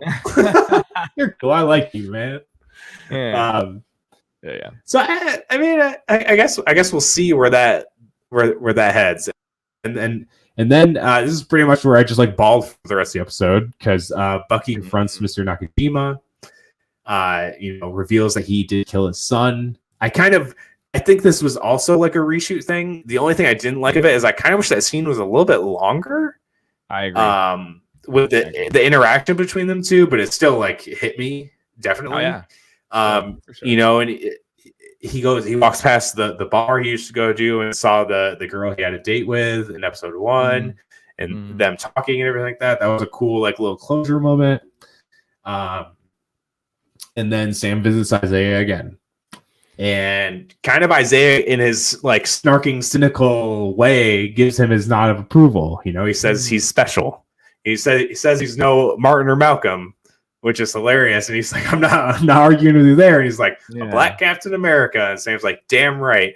And I was just like, man, this is so cool. I mean, obviously we're like two white dudes talking about, a black man being Captain America, but it's just cool to see this shit to me. I don't know. Like I've been around, like my wife's mom was a refugee from Vietnam and stuff like that. And, obviously I can never understand right. the things they have to go through it all. And I'll never understand it, but it's cool to see shit like this happen. Right. You know, it's been very cool to see these series tackle very real issues and not shy away from them. You know, I've seen people in bigger like Marvel. There's like this Marvel Cinematic Universe group or whatever, and people are like, "Do they have to bash it over the head with race?" And it's like, yeah, they fucking should. You know, because like you saying that comment kind of proves that they should. You know, it's like, we've talked about this in this series, let alone I've talked about this in the podcast many times. It's like, these things were rooted in real life politics and real life struggles. And, you know, like, what the fuck do you think the X-Men are about? What do you think Star Wars is about? Like, come on, man. Like, it's like, it's just, it boggles my mind. Like, I've seen the same type of comments about this show before too. Like, I've literally seen people say, like, I watch Marvel and like all these other movies to escape the real world. Why do they have to bring racism and race into this? And it's like, because that's a real fucking thing, man. Like, what are you talking about? Like, I've said this before on the podcast, on this podcast. It's like, just because it was you know, it's not like racism doesn't exist in the Marvel Cinematic Universe. Racism obviously not. It fucking exists literally everywhere. It's never gonna go away. It's never gonna happen. Like, what this is supposed to do, it's supposed to bring forth a conversation. I think these things do need to be talked about because there needs to be change within the 100%. way the world views each other. I am just like you, I'm sure. I am fucking sick and tired of people not being empathetic to other people's lives. It does not matter who you are. We're all living this life. We all have a different struggle. Whether you're growing up poor or whether you know, whatever it is, we need to understand that this person's life is different than me. So I need to treat them with respect. Regardless of their skin color, I need to be respectful to them. I need to treat them like they're an equal. I need to just give them the respect they fucking deserve. And the thing is that people are always gonna have shit to say about that. Everyone's gonna always have some dumb shit to say about it. And I think that it just goes to show, like, a show like this can't spark a conversation like that, because I mean, I mean, obviously we've had many discussions about this before the show started, but I think that because this is a little bit aimed more towards younger, like teenage demographic that maybe don't know what the real world is like, they're gonna see something like that and be like, "Wait, does this happen in real life?" Right. And then when they grow up and they see it, they'll be like, "Oh shit!" Like, I remember seeing the Falcon and Winter Soldier or something happen like that. That was wrong. That doesn't. No, fuck that. You know what I mean? Like, this can be something that starts a conversation amongst younger kids that never would have thought otherwise. You know what I mean? So yeah, dude, I don't know. 100%. Yeah. I completely agree. Exactly what you said is exactly how I feel. And again, I'm glad they've been doing this. Like, WandaVision covered grief and loss, and something that I personally have gone through. And like, honestly, something that led to grief and loss is the reason that I got kind of obsessed with pop culture and comics and stuff like that. It was my escape, you know, it was my like, you know, my way to cope with that kind of stuff. Totally. So seeing that and something that I used to cope with that, it was massive for me. But that also can be the opposite way for other people, and be like, I mean, I kind of dealt with this shit. It sucks for me. But I mean, that's with any medium at all. Some people like seeing that stuff reflected of what you've gone through in your life, and other people are like, nah, I'm good. You know, so it goes both ways. You know, because it kind of brings you back, and you relive that stuff, viewing it through a different lens. You know. Absolutely, totally. I mean, like when it comes to certain things, like you're obviously going to like if you've gone through a lot of shit in your life and you watch one of these shows or one of these movies or whatever, and they go through the same thing that you've once gone through, you're going to be taken back to that place. But at the same time, if you relate to some of the characters in some way, shape, or form, you're going to feel empathy and you're going to feel like, oh my God, I know what she's going through. That's so fucking sad. And then you start to feel sad, but at the same time, you're like, well, at least I'm not alone. So it's like, there's a little bit of solace in it, I guess. But, you know, like, but again, like, yes, we watch these shows to escape, but at the same time, these shows do touch on real issues.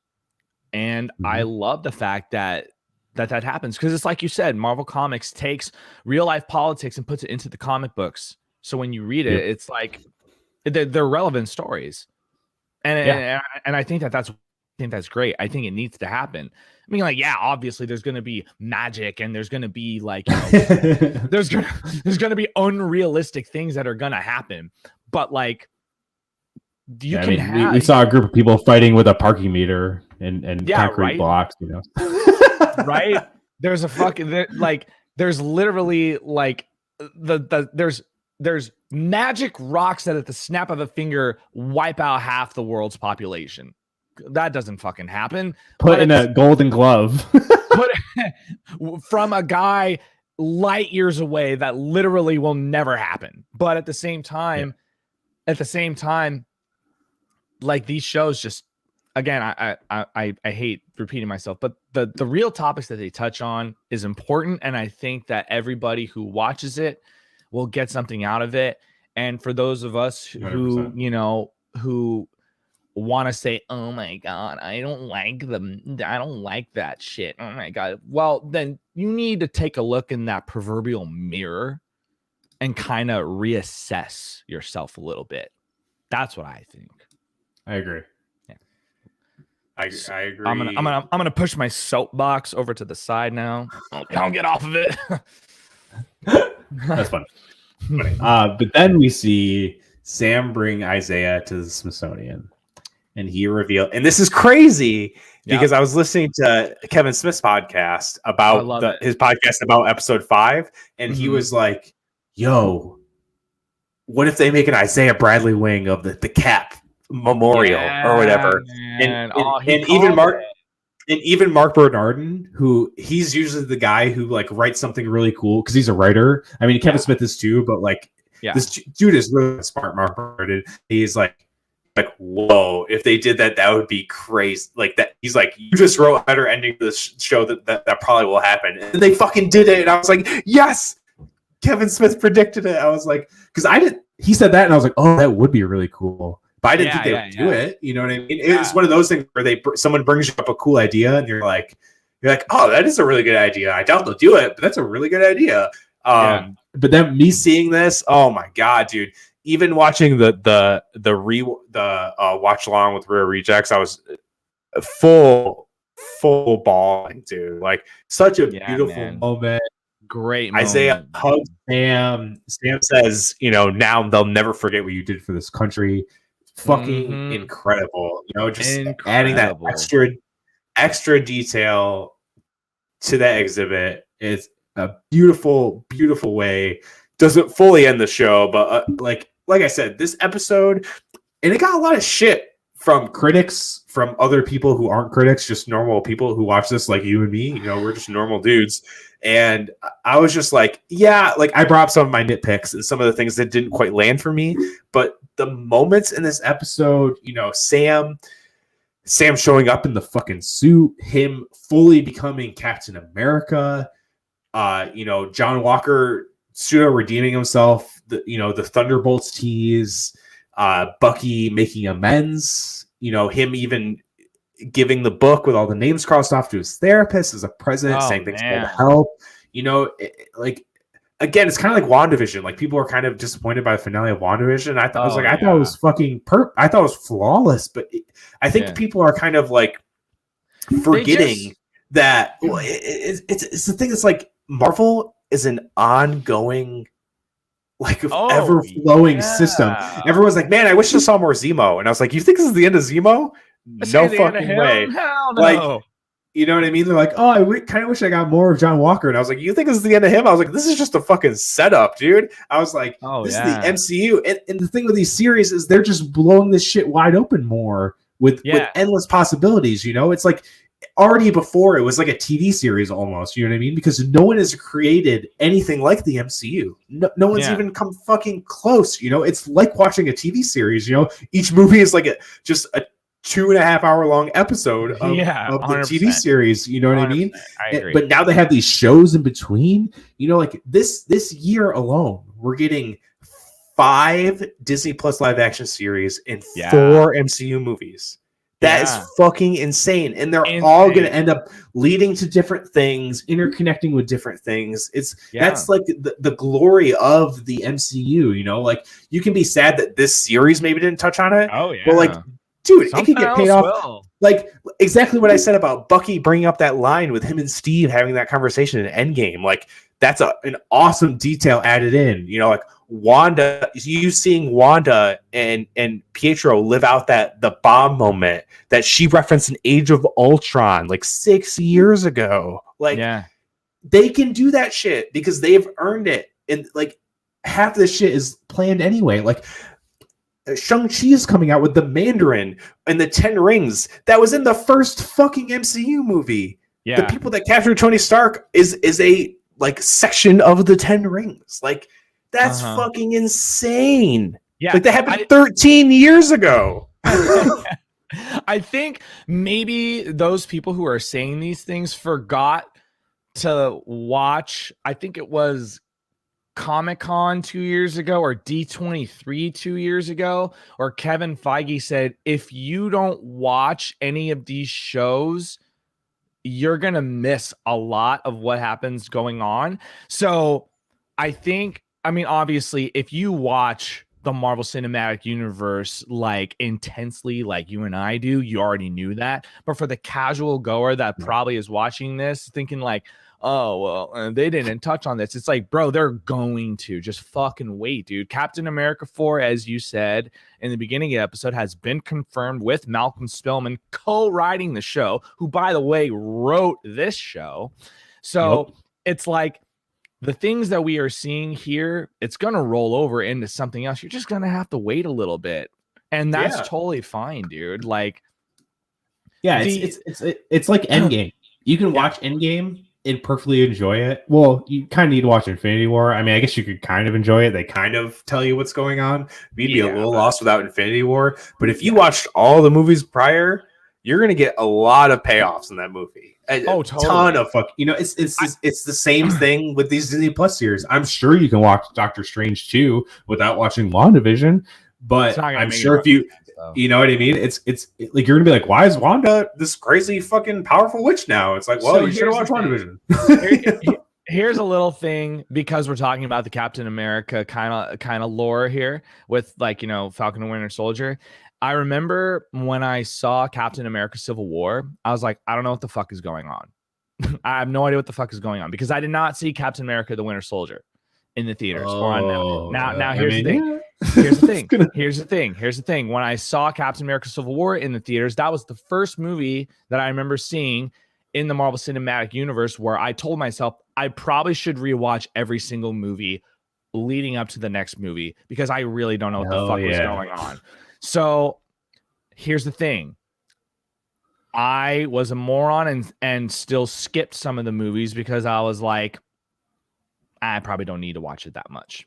So when I got Disney Plus, the first thing I watched was The Mandalorian, and the second thing I watched in full was the Marvel Cinematic Universe. And I remember going up to Captain America and the Winter Soldier, and I go, holy shit, I haven't seen this movie yet. This is going to be great. I can't wait to watch it. So the first time I saw Captain America and the Winter Soldier was in November of 2019. Now, whoa. I know. Now, after watching that movie, I probably watched that movie in the middle of the night. I probably watched it at 1 o'clock, 2 o'clock in the morning. And I remember as soon as that movie ended, yelling out loud, what the fucking fuck? This is the best Marvel movie. Hands down, that's the best. That's the best Marvel movie of the entire MCU. yes, I know Infinity War and Endgame are amazing movies, but like, oh my God, that's probably one of the best movies I've ever seen. And so it just goes to show though, like even such a small, like, even though like that movie that it's just one little speck in the MCU, that movie sparked one of my favorite characters of all time, Bucky Barnes. That made me so hyped for this show. I just think that it's such a cool feeling to be like, God, I love this movie so much. I love this character so much. Then when you find out he's going to have his own show, you're like, oh, holy fuck. Yes, this is going to be great. Yeah. But dude. Fuck yeah. It's so funny. Like, go ahead, finish your thought. Oh no, it's just like I kind of like a similar experience with Winter Soldier, except I didn't know that Bucky was a Winter Soldier because it was before I was super into comics and when I first watched it. And then he takes off the mask, I was like, what the fuck is this? You know, so I was super shocked because I knew nothing about comics at that time, so I had no idea it was fucking Bucky, and I didn't really know who Sebastian Stan was at the time. Like I wasn't like I like watched a lot of movies, but I wasn't obsessed with movies at that point. Right. I guess I didn't retain a lot of knowledge from them like I do now. I kind of just watched them. I was like, oh, that's cool, and moved on. But I was just like, what the fuck? He's the Winter Soldier. I was like, I was freaking the fuck out. I was like I remember it's crazy, but that's funny.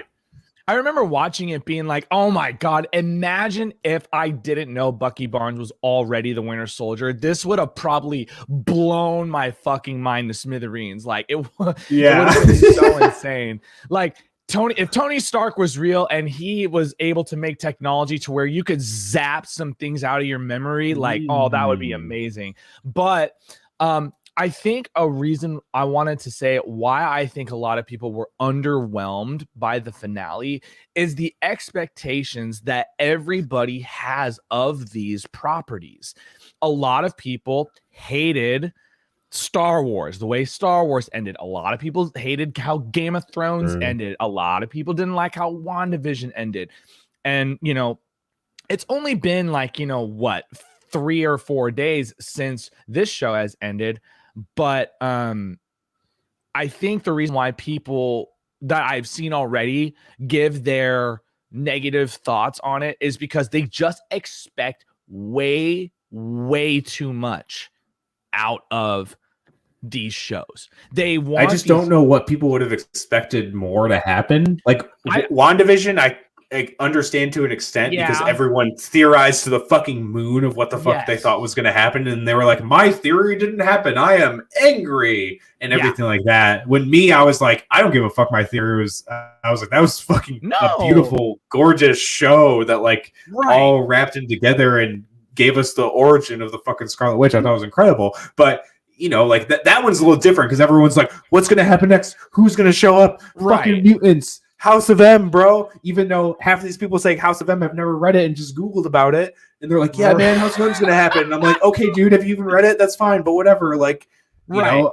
So I mean, I'm not acting like I'm like this historian of comics. Like, I read House of M like a year ago or something. It's not like it's not like I read House of M when it came out or anything. It's like I like to read stuff that's related to the stuff coming out like a little before. Like I read House of M, I read the Vision miniseries just to be like, what are these like? I like reading comics, and those are like contained stories I can read, and it's not confusing and everything like that. It's like right now I'm reading the Matt Fraction Hawkeye run, which the logo for the Hawkeye show is the same logo from that run, and it has to deal with Hawkeye and Kate Bishop. So it's like, obviously beats from that are going to come from that comic. It's like, I like to read that. So when stuff happens, I'm like, oh, that's from the comic and shit like that. It's like, but again, I'm not saying I'm no comic, but I hate when people are like, yeah, man, it's like totally gonna be House of M, even though I just Googled the House of M was like 2 months ago. It's just like, stop. Like, you don't need to like act like you're this comic fucking expert. Like, most of us aren't. Like most of us are not. So it's like, as I've said many times in the show, I've never read a comic. I've never read one Marvel comic, literally ever And I'm probably going to start sometime soon now. But my thing is the expectations that the fandom has of these movies and TV shows now, for the most part, I feel like a lot of expectations are met. But then again, you're always going to get those sliver of idiots that are the most loud, that are always going to say, this show didn't meet my expectations because what I theorized didn't happen. And it's like, bro, shut the fuck up. Why don't you just watch the show and fucking go along with the ride? When you theorized that Sharon Carter was probably the power broker, I was like, nah, they're not going to do that. And honestly, I will say this, that when they revealed her as the power broker, this was my face the whole time. That was it. I just was like, oh, okay. That's what they did. I wasn't like, oh man. I wasn't like, what? I was just like, all right, like whatever, that's what they did. But here's the thing. As you said, these stories are ongoing and they're always going to tie in to something else. So this is not the end of Zemo. This is not the end of John Walker. This is not the end of anything we saw in this show. Oh, this is not the end of Oh, well, yeah, other than the people that died. The story that has been set up is gonna continue. All you have to do is wait for the next Captain America movie or the next season of Captain America and the Winter Soldier or what the fuck ever else. Maybe they will tie this story into another movie that you have to see in the theaters to be like, oh, I remember that from Captain America and the Winter Soldier, or, oh, I remember that from WandaVision. It's just like, just go along with the ride. Have your theories, have fun, create the conversations amongst your friends. But when something doesn't happen, be like, this is Marvel. They plan this shit. There is something probably a lot better than what you're thinking of. And I can guarantee you there are going to be some people that theorize something and it'll happen. Oh, of course. It might. Yeah. It'll happen. So many people were like, "There's the power broker," and I was like, "No, you're fucking crazy. It's definitely not Sharon." And it was. I mean, like, obviously, people guessed that was gonna happen, but you know, like, it's always gonna happen. Yeah, but just to anybody listening to this podcast who always expects this grand, huge, I don't know where all of these expectations came from, for these big, grandiose, like unbelievable, incredible moments and everything, that's just, that's not realistic. Like, no. I hate to always bring up other properties, but like with Star Wars, the sequel trilogy, everybody was like, raise a Skywalker, raise a Kenobi, raise a this and raise a that. And once it was revealed that she was a Palpatine, people were like, boo. And it's like, you can't fucking win. And it's like, oh, Supreme Leader Snoke is Darth Plagueis. He is this and he's that. He gets killed in The Last Jedi, and people were like, boo. I agree with that. I agree with that. He should have been the villain the whole sequel trilogy. But it's just like, dude, just because what you thought didn't happen doesn't make this or anything else that you watch bad. It just means, hey man, there's going to be more. Yeah. Follow along. Buckle up. Take a seat. Keep your arms and feet inside the train at all times, because this is going to be the wildest ride in the wilderness. You know what I mean? Like, just take a breath, man. It's okay. It's all right. You're going to be like 80 years old still watching these properties being like, this is great. So just shut the fuck up and enjoy yourself. Yeah. Just shut the fuck up and enjoy yourself. That's all I have to say. You know what I mean? Again, soapbox over here.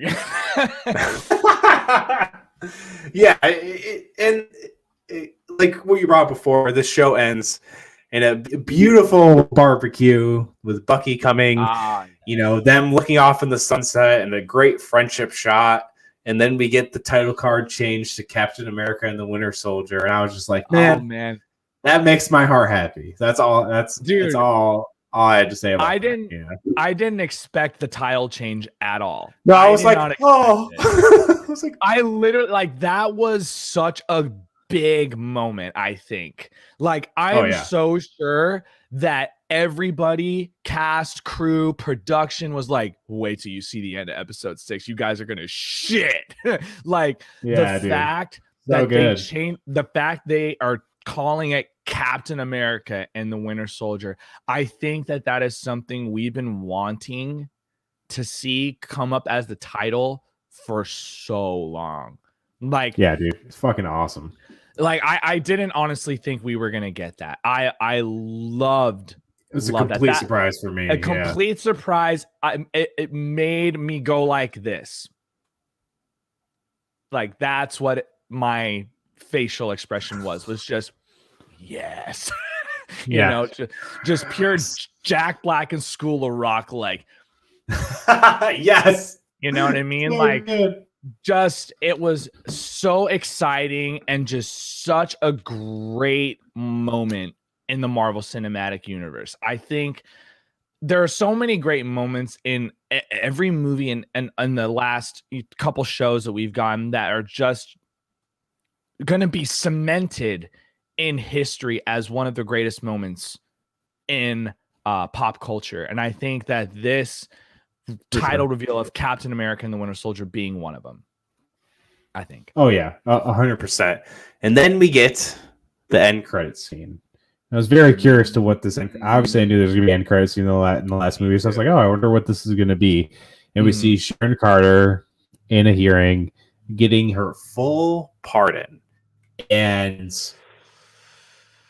she brings up her aunt Peggy, saying, like maybe you can get your old job back. I'm guessing at the CIA, or who knows, and maybe another shadowy government organization like SHIELD that's a branch of the government. We'll see, I guess.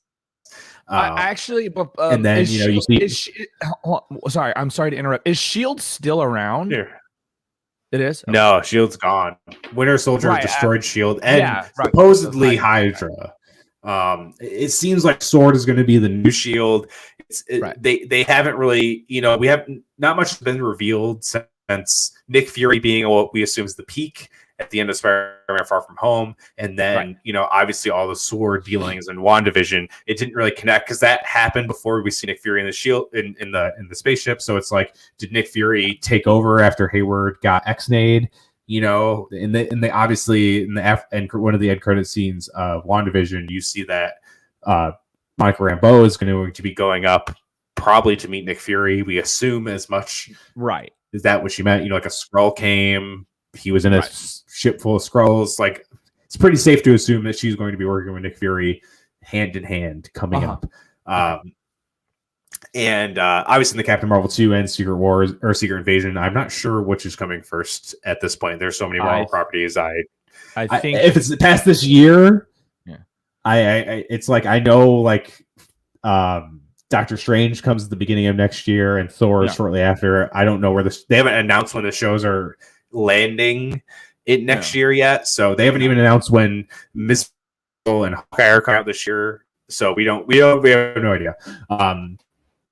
Guessing one's fall, one's winter. That's a safe assumption. And What If's coming summer too, which is probably come after Loki. I would imagine that's gonna be fun. Yeah. But then we see Sharon Carter, and she walks off all happy, and then gives the fucking evil look into the camera, and then she makes a call saying, "Hey, super soldiers are off the menu, but we are going to have, government secrets, blah, blah, blah," kind of alluding that she might be a player in Armor Wars, maybe a player in Secret Invasion, maybe both, who knows? And this is why this scene made all of my hate for her being the power broker kind of go away. My friend Ryan, he was one of the guys who's like, "Oh, she's definitely a power broker." I'm like, "You're fucking insane. No fucking way." He did bring up a point in the beginning being like, "Oh, she's probably dealing with Sam so she can get a pardon." And he wasn't exactly right, but he was on the right track to like what made this okay for me is that, she heard Sam kind of be like, "Oh, hey, I'll help you give a pardon." And because at first I was like, she brings Sam and Zemo and Bucky to her cash cow. Like she's fighting off all these like assassins by herself on the ground. Like she's just in this bar when she's supposed to be this like all-seeing like crime god. I was like, why is she doing all this like legwork? She's like the hardest working crime boss ever, which is good for her. But the definitely like the Nagel stuff, I was like, that's kind of really fucking stupid. But I think at this point she's like, oh, I can get a pardon, get back in the government, and I'll get more power than I had before. And that's what kind of made it okay for me. I was like, oh, okay, they're kind of playing the long game here. All right. Yeah. And it's exactly like we're saying, like, you know, like Endgame pseudo redeemed the Dark World. Like, I don't hate the Dark World as much as many people. It's probably on the bottom of my list of MCU movies, but it's not like I hate the movie. But, you know, like that movie gave more prominence, you know, like Endgame gave more prominence to the Dark World and stuff like that. Like, they do this all the time. Like, everyone after WandaVision was like, oh, yeah, Age of Ultron is really good. You know, and at the time, they're like, this movie sucks besides me, you know, but I like everything. But I was like, this movie's awesome. But whatever. You know, it's like they can do these things where it's like, oh, they're going to build more into the Sharon thing. And one of my biggest arguments against Sharon is that supposedly she got snapped. You see a glimpse of her in Endgame of her face coming up. Now, I don't believe that she got snapped at this point, because if she did, it kind of means that she came back, and within months, like 6 months, I think it is, since Endgame this takes place in, she became like the Powerbroker when Zemo knew about the Powerbroker. Like, that doesn't really make any sense. So I think she didn't get snapped. She kind of just was like off the grid, and she was doing all this shit, and like people just didn't know where she was because she kind of disappeared. She probably used the blip as like I'm getting the fuck out of here. The world's on fire. Totally. I know about Madripoor. I'm gonna fucking go there. You know. So I think, and there's also a couple of my friends are like, oh, what if she's a Skrull? And some people are kind of arguing like, oh, why would she use the face mask if she's a Skrull? Because she could just fucking shapeshift without people knowing that it was her, you know, and stuff like that. But it's like, oh, you know, she is kind of like a double agent. So it's like maybe she's doing it to even throw people off that. Who knows? But I am more interested in where this character could go. And I kind of want more into like what her motivation was. Because obviously Carly had the one line. Carly had the one line of like, oh, your friends turn their back on you and you're just pissed at them, or, you know, something along those lines. And I was like, is that like, I get that she got burned by the Avengers and the government for helping Steve and everyone. And, you know, she was the one person who didn't get pardoned and got forgot and everything like that. And I get why she'd be upset, but like upset to a point where she hired a guy that wanted to kill Sam. And she's just like, yeah, whatever. You know what I mean? Like, yeah, that's pretty drastic. So I hope they do expand on that more in further things, which again, I'm sure they will. Like, I never thought I would see a scene of one of the Dora Milaje helping Bucky fully be free from his Winter Soldier programming, and I fucking got that. I never thought we'd see this crazy hospital scene of everyone returning from the blip. We got that. Like, I'm sure we're going to get something like that. It's just like that's just something I would definitely like to see in the future. You know what I mean? But like, that's why it made, because at first I was like, she's the worst crime lord ever, and I was like, oh nope, she's actually a fucking genius. You know, and I was like, okay, you know, but like, again, I wasn't mad that I was wrong. I was wrong the whole time during the WandaVision after shows. I was just like almost everyone else. We were all fucking wrong. I never was like, man, I'm pissed. I was just like, yeah, you wrote something better than what I thought of, so good for you. You know, like I'm not a fucking writer, so it's like, if you think I'm something cooler than me, that's kind of your job, you know. Like, here's my whole thing with Sharon being the Powerbroker. She is related to Peggy, right? So like the most. Like the woman personification of Steve Rogers, pretty much. Now, why is it? Now, my question is, and I'm sure a lot of people are asking this question, is why on earth would niece of Peggy Carter do something like that? What, like, as you asked, what is the motivation behind it? I don't think the scenario you painted of her being forgotten and kind of screwed over by the Avengers would warrant her becoming a crime lord. I really don't think that's a pretty. That's what I'm saying. That's what I'm saying. That is the biggest jump to a conclusion that I'm like, I don't think that would warrant it. But there is obviously going to be something that is going to be expanded on in the future. We just have to wait on it. And I'm here for it. I'm sure they'll brush on it in Captain America 4 whenever that comes out. And even if they don't, I'm sure in some other property years down the line, they'll get to it. And we'll be like, got it. Because all the people, because like, okay, I'm sorry to bring up another Star Wars comparison, but everybody that talks shit about the prequels watched the Clone Wars seasons 1 through 7, and now they love them because the Clone Wars fleshed shit out. Sure that's did. That's what these shows, the Marvel Cinematic Universe shows, are doing now to certain other things. WandaVision validates Age of Ultron. People did not like that movie. I didn't like that movie when it first came out. I thought it was a subpar C level movie. Then I watched WandaVision and then watched Age of Ultron again. And I'm like, oh my fucking God, this movie rules so hard.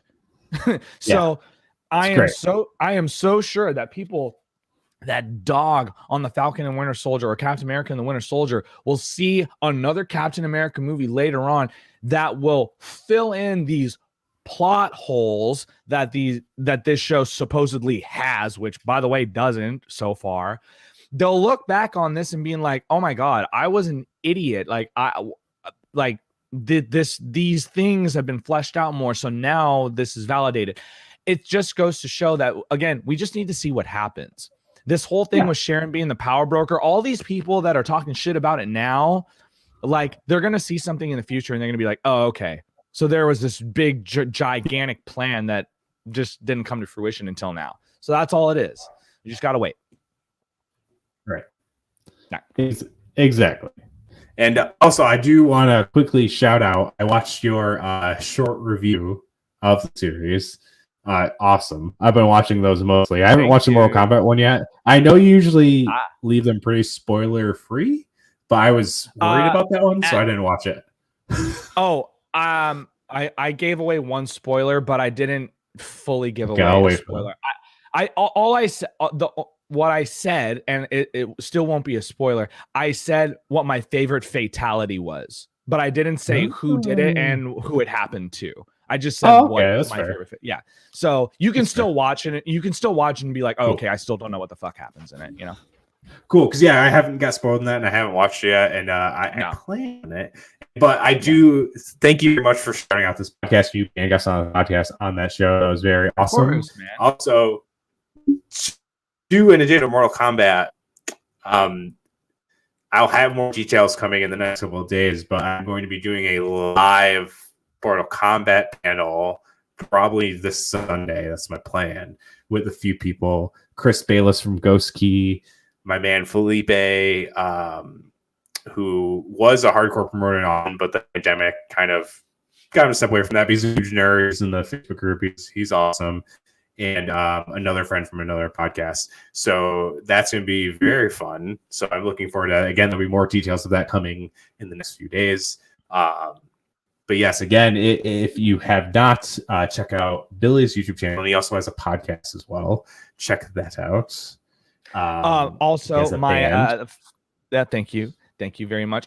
Tomorrow I will be recording a in-depth analysis of the entire series, kind of like what we've been doing for the past 6 weeks in just an hour with another nerd culture friend of mine. His name is Arturo. That will be out tomorrow as well. But also, if you are interested in going to my YouTube channel, Sean, this goes out for you too. Most of my I don't really do a lot of reviews anymore, only because well, I do, but it's not as much as I used to. The reviews that I do have are mostly non-spoiler. If I do spoil something, I'll say it before, because I'm sure you have seen a review that said XYZ movie review and they just give away spoilers without saying anything. And you're like, hey, asshole, what the fucking fuck? But for me, I always give spoiler warnings because I hate spoilers. I hate seeing them on the internet. I hate the fact that people just don't say, dude, real quick tangent. I remember walking out of Endgame, going on Facebook, feeling the relief of not having that movie being spoiled. And the first post that I saw out of it was someone who had just saw the movie saying R.I.P. Tony Stark. And I was like, I commented on it being like, you are so lucky. No. I'm like, you are so lucky I just saw this, because if I would have seen this without seeing the movie, we would no longer be friends, like for real. So if anybody listening, watching this podcast would like to see anything that I do, review wise, they are always non-spoiler unless I give a warning. So going on forward for you, Sean, if you would like to watch anything I do for that, you have nothing to worry about. Yeah, I figured, because I watched like your Justice League one before I watched Justice League, and that wasn't spoilerly at all and stuff like that. So I figured, but I always like to ask because I didn't want to watch it and be like, fuck, because I haven't got anything really ruined for me from Mortal Kombat. So I'm like, I'm trying to keep that train going. Yeah, that's good. That's good. I will say, I've seen some spoilers on the internet, so just be very careful. Yeah, anytime I kind of see like Mortal Kombat, I kind of just go, unless it's like Mortal Kombat was sick, I'm like, nope. It's hard because even if the post is just Mortal Kombat was dope, some idiot in the comments will give a spoiler. And I've called people out for that. Like someone will be like, I remember, I forgot what movie I saw. I think it was The Rise of Skywalker, where I was like, yeah, The Rise of Skywalker was sick. And then someone in the comments was like, I hated the fact that Rey said she was a Skywalker at the end. I'm like, I had to delete the comment. I was like, I can't. And I direct message that person. I go, dude, I'm sorry I had to delete your comment, but that's a spoiler. There's a lot. That was the night of that I saw it. I'm like, you can't. My God. I'm like, because I saw it right as the comment was posted. Like I got the notification and it said just now someone posted it. And I was like, I have to delete it. I have to delete it. That's so fucked up. But no, with Mortal Kombat, like just every time the same thing. Cause I only watched it like 2 nights ago. Every time I saw the words mortal, I go, nope. And just a quick scroll past. So, but yeah. I'm surprised you watched a review before you saw the movie, because I usually wait to watch reviews until after I see the movie. I'll watch non-spoiler before, because I have like a lot of like YouTubers or podcasters I follow that I like respect their opinion, but it doesn't really like, it doesn't change how I view a movie. Yeah. I just like to hear what they think about it, because a lot of them I honestly sometimes I can't listen to their full reviews because I disagree with their opinions, and it's not because I don't like hearing a different side. It's just like I liked that movie, so I don't like to like kind of listen to stuff that's, you know, kind of shitting on it. Totally. So usually I listen to more like positive reviews, unless they're short, and then it's just like fine because, you know, it's like 10 minutes or whatever. It's not a big deal. I do like listening to non-spoilery stuff for some reason. I don't know. I just enjoy it. See, for me, like personally, I always wait till afterwards, because even if it's a non-spoiler review, I don't even want to know if someone liked the movie. Like, as weird as that sounds, I am like, I don't even want to know if he liked it, because I don't feel this way, but I feel like that would change my opinion on how I watch the movie. Like the Snyder Cut, I went into that movie being like, I'm not going to like it. So I just watched it and I'm like, holy fuck, that movie was awesome. And then I watched other reviews and everyone was like, yeah, this movie's awesome. And I'm like, okay, good. But I don't even honestly, that was the reviews for a lot of the Snyder Cut. They're like, I didn't think I was gonna like it, and I did, and I was like, oh, cool. Yeah, but I mean, as far as like reviews and stuff go, I just stick to I'm gonna watch it first and then see what people think later on. But that's just my whole thing. So yeah, that's fair. Like, I'm a weirdo. I don't mind listening to spoilery stuff. Yeah. And I've seen all week of people either being like, I love Mortal Kombat or I hate it. So that's been my whole Facebook feed the past week. Yeah, for real. Which I mean, any movie like that's going to be divisive, I think, but it's all right. Oh, especially in that category too. Yeah, totally. Yeah. But again, thank you so much for doing this series for me. Thank you to anyone who has been watching along. Thank you to anyone that's listening to the replay. If this is a replay on audio or on YouTube, or I guess watch it on our Facebook, it goes up there too. I don't know who does that, but maybe some people do. But again, thank you very much, Billy. I will definitely have you on again for a movie panel sometime in the future. Oh, that would be amazing. Awesome. Thank you. That would be incredible. I would love that. Yes, thank you very much. I'll have to have you on my show sometime to talk about just metalcore, because this is the Metalcore Nerds. You love metalcore. I fucking love metalcore. So one day we're going to have to get an in-depth conversation on just how much you love metalcore. Oh, I'm fucking down. Yes, me too. I could talk about it for hours on end. But honestly, I could do that for quite a while. Honestly, dude, I've said this a few times on the show already. I cannot thank you enough for considering me to talk about this show. For those of you who have watched this for the past 6 weeks, I'm sorry. I'm such a dum-dum when it comes to the Marvel Universe and the comics and shit. And I feel like I don't know what I'm talking about. I love talking about this show so fucking much. So thank you once again, Sean, for having me on here. I will forever remember this. I will always remember this for the rest of my life, being one of the biggest accomplishments being on this podcast. Seriously, as silly as it sounds, it's been, I feel like I've made it. I mean, I haven't made it, so I don't know if you've I feel like But hey, man, thank you so much. Seriously, you saying those kind of words means the world to me. This is like a lot of, some people know, some people don't, but like I do this by myself. I'm kind of like thinking about ways to kind of expand. Maybe, I don't know. It's in the inner workings of my brain. But I've very much loved doing this podcast and building these relationships and doing, especially since I switched this year into like an after show type of review format. Like I said, I like everything, so it's not really a review. It's more of like a breakdown, and this is cool because it happened in the comics, and this is cool because it referenced an MCU thing from 10 years ago. That stuff I'm pretty good at. So that's why I love doing this. So again, thank you for all the super, super nice words you said. And of course, until next week, again, be on the lookout for more info on the Mortal Kombat show. I still need to watch that movie, so that would help about me talking about it. But I will watch it before Sunday. But until next time, this is Metalcore Nerds.